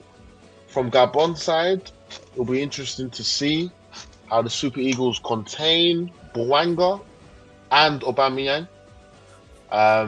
And so that will be an interesting battle. I think those are the key points and things I'm looking for tomorrow. Despite everything that's happened, I still think the Super Eagles will win, just because of the sheer quality that our squad possesses, and most importantly, we have the most informed striker in the world. We can't forget that. You know, the same way how I'm trying to respect Gabon, I'm sure those players are having sleepless nights with the fact that we have a fully fit and informed Osimhen. That's right. Does Tolu Arokodare have a place if you're to pick a team tomorrow? Yes, he does, but that would be coming off the bench. I don't want Osimhen to be playing the whole game. I think Osimhen will give us a good run out, but I think Osimhen is a good substitute. Sorry, Tolu is a good substitute for Osimhen for when Osimhen starts to get tired. He's quite a tall guy, but he's still mobile. And as I mentioned on another call, that is the difference between him and Onuachu. So even though Tolu will come off the bench, we just need him to still play with that high press, be mobile, and I think he has a role to play tomorrow. Absolutely, everyone. And you're still confident that Akko Adams will give what we've seen him do in the last 2 matches? Yeah, I really like Akko Adams' game. I mean, it's not easy being a striker for the Super Eagles because we have about 25 strikers. You know, we were just talking about Kelechi and Nacho. There's Victor Boniface. You know, so there's so many. There's Taiwo Awoni. There's Terry Murphy. There's Onuachu that's scoring goals in Turkey. So there's so many.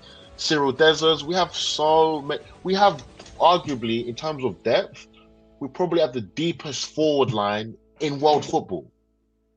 Probably Nigeria and England and France. Those 3 countries right now, in terms of strikers, we're up there with the best in the world.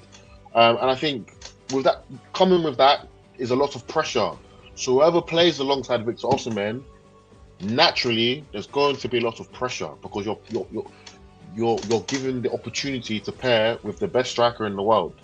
I think based on what we saw in the last game, in the last 2 games, Akko Adams has really played well. You know, he's been able to drop deep. He's been able to cause chaos. And remember, when Victor Osimhen plays, all of the attention is usually on Victor Osimhen. That's right. Akko Adams has used that to his advantage by scoring a beautiful goal. I agree. So we just need to see more of that tomorrow. And one more thing, when you look at the Gabonese squad, they called up 10 defenders. That's not common for a 25-man squad. So there's a possibility tomorrow they may even change tactics and go with 5 at the back. And that's probably because of the fear of Osimhen. So if they do go 5 at the back, then Akko Adams will really need to be on his A game and support Victor Osimhen as much as possible. Wow. I'm confident. I'm just so confident about the team, and truly we were passionate about it also until this ugly story that came up on Tuesday. So with everything that you've talked about, I totally agree with you, and more comments are coming in, and everyone seems to also agree with you. Shola, if you leave, me, you, and these guys will be here till 5 a.m. So I'm thinking I'll wrap it up. So I'll be sitting up, say, Austin. Between Ndidi and Lamina, who do you think is better in the midfield? I think we underrate Wilfred Ndidi. That guy is good, but it's just something that is not just making him click with the Super Eagles. Ndidi is definitely better. What do you think? Yeah, I think we have to respect Ndidi's pedigree. There was a point in the game that people were comparing him to the likes of Fabinho, and Kante, the best defenders in the world. Ndidi was rated up there with Thomas Partey, the best DMs in the world. He has gotten a bit older since then. This was about 5 years ago, where he was one of the best defensive midfielders in the world. But we can't deny what he's done for Leicester in particular, what he's done with the Super Eagles. He's a great player. In terms of what's missing in the Super Eagles, I honestly think we're not playing him in the right position. Mm-hmm. I think he needs to be playing slightly higher. Yeah, and that's where Onyedika is playing deeper behind him to control the tempo. Ndidi's game isn't about controlling tempo. Yeah. Ndidi's game is about winning tackles and dominating the opponents. And I think that's why. Yeah. I'm trying to remember the coach that used him in that role so well when they were in the championship. Maresca, the Chelsea. Yeah, it was Maresca. And we saw the best. Really, really good. Because, like tomorrow, we want to play a high press. Players like Onyeka and Ndidi that can press high and win tackles high in the opposition box and around their box, that's a huge advantage. Ndidi's game isn't really playing deep and being a deep line playmaker like a Zubimendi or Rodri or John Obi Mikel. He's not that technical. He's more of physique, tackling, destroyer. So I think positionally, we've not really played him in his best position. That's why I was saying my go-to would be for him and Onyedika to partner. I agree. I'll take it all day, every day. As long as Onyedika and Wilfred Ndidi is there, I'm fine. Ayodele says, having seen Gabon Aubameyang clips, I discover he likes to sneak in on the opposing defenders. Please and please, Eagles should watch him very closely. Unlike Benin, if you give Aubameyang one chance, he's going to finish. There'll be no dilly-dally, no wasting of time. He is very, very, very clinical. He may not be as fast as he was in his Arsenal days. I think now he's about 36 years old, so he's a more senior man now. But he's still one of the best finishers on the continent. So our defenders, whether it's Basti or Frederick or Waziam, they need to be on their A game. I agree with the statement. I agree. 2 more comments and we're done for the night. David, I expect Chidera Juke. That was Shola's pick. And Rafael Onyedika to start. Chidera would understand Akko Adams and Onyedika a good finisher. Does he have a point there? If we're being honest, I think Chidera Ejuke is good enough to start for the Super Eagles. That I 100% agree with. He is what you call a difference maker in terms of his ability to dribble and just dribble. He causes problems for defenders. However, it will be very, very controversial for Eric Schell to drop Moses Simon in such a crucial game. I don't think he will make that experiment just on the back of the fact that Moses Simon gave 2 assists last game. If he takes that risk and Ejuke comes, Ejuke that he's never coached before and disappoints, and he fumbles, will be big problems for Eric Schell. That was what he said to me. That was what I asked him when I interviewed him after Unity Cup. That Chrysanthus Uche was just joining the team and you allowed him to play a crucial penalty against Jamaica. I remember, and he said, "Look, that everybody is praising the player and but if he had lost that penalty, and then we'll start talking. Last comment for the night, guys. Let's start wrapping up. Austin, I have no doubt, Super Eagles will get the job done tomorrow. Let us keep believing and stay positive. Yes, we can. That's a good way to end the show tonight. That's a good way. Shola, I must say thank you. Promise us you'll be here tomorrow, Shola. I know you have to go to work, but we will do the watch along, and maybe during the match you can join us. You know, then will you be doing a match review too? I'm thinking, I think no, I'll just do a watch along with the file, or just watch the game together. I'll be analyzing it. So when it's halftime, we'll just jump on the analysis. I'll take comments, and we'll just run it like that till about 7 p.m. I'll drop off, go to my channel's TV show, and then I'll come back again. Sounds good. Maybe the evening one after the channel's TV show, you can now join and they will analyze the game. Yeah, definitely. So I'll let you keep all your statistics, your data, your analysis, and then Shola, your parting words. TikTok, YouTube, it's been a tough 48 hours. But let's keep believing. Yeah, I know. Thank you so much, Shola. I'll see you around. Thank you for having me. Yeah, good night. Yeah. Bye. That's it. Who wants to come on? Who wants to join? I can talk to 2 persons. Let me drop the link. Click on that link if you want to be part of the conversation. But promise me when you come on, you're going to put on your camera so we get to see you and you'll be in a well-lit place. So that's the link. I can speak to 2 persons before we call it a night. It's midnight already here in the United Kingdom. So it's been fun, I won't lie. Shout out to my guys on TikTok. Thank you. But TikTok, you guys went quiet a bit, but I understand. But don't worry, I'll take my time tomorrow morning, find a way to, get this link going, and then we can all rock and roll. Thank you everyone for your time on the show. That's the latest updates scrolling on your screen, on your phones, on your tabs, wherever you're watching from. The Super Eagles finally had a training session today. They boycotted training yesterday over issues of unresolved payments, was for their bonuses and allowances for the last 2 matches. The last 2 matches was against Lesotho and Benin Republic. So the NFF somehow, with the National Sports Commission, they found a way to pay them, and so they were happy. They went to training. We didn't get to see much of the training. It was light. But there's a big game tomorrow, a big match tomorrow. It's Nigeria taking on Gabon. What do you think? We've been dissecting it, breaking it down, and you guys are super duper confident that the Super Eagles can beat the Panthers of Gabon. And I totally agree.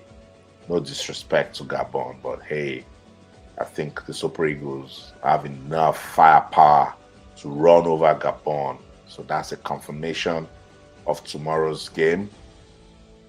Let me take out these guys doing their thing.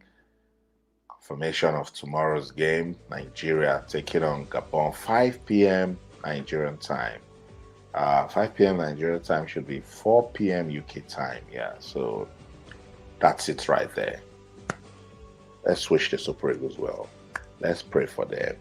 Let's also hope that leadership and administration will not destroy dreams of young persons in Nigeria, that some way, somehow will get it right. That let all of these things that have happened, let it be a good reason for us to sit down and reflect and start saying, how can we start doing the right things?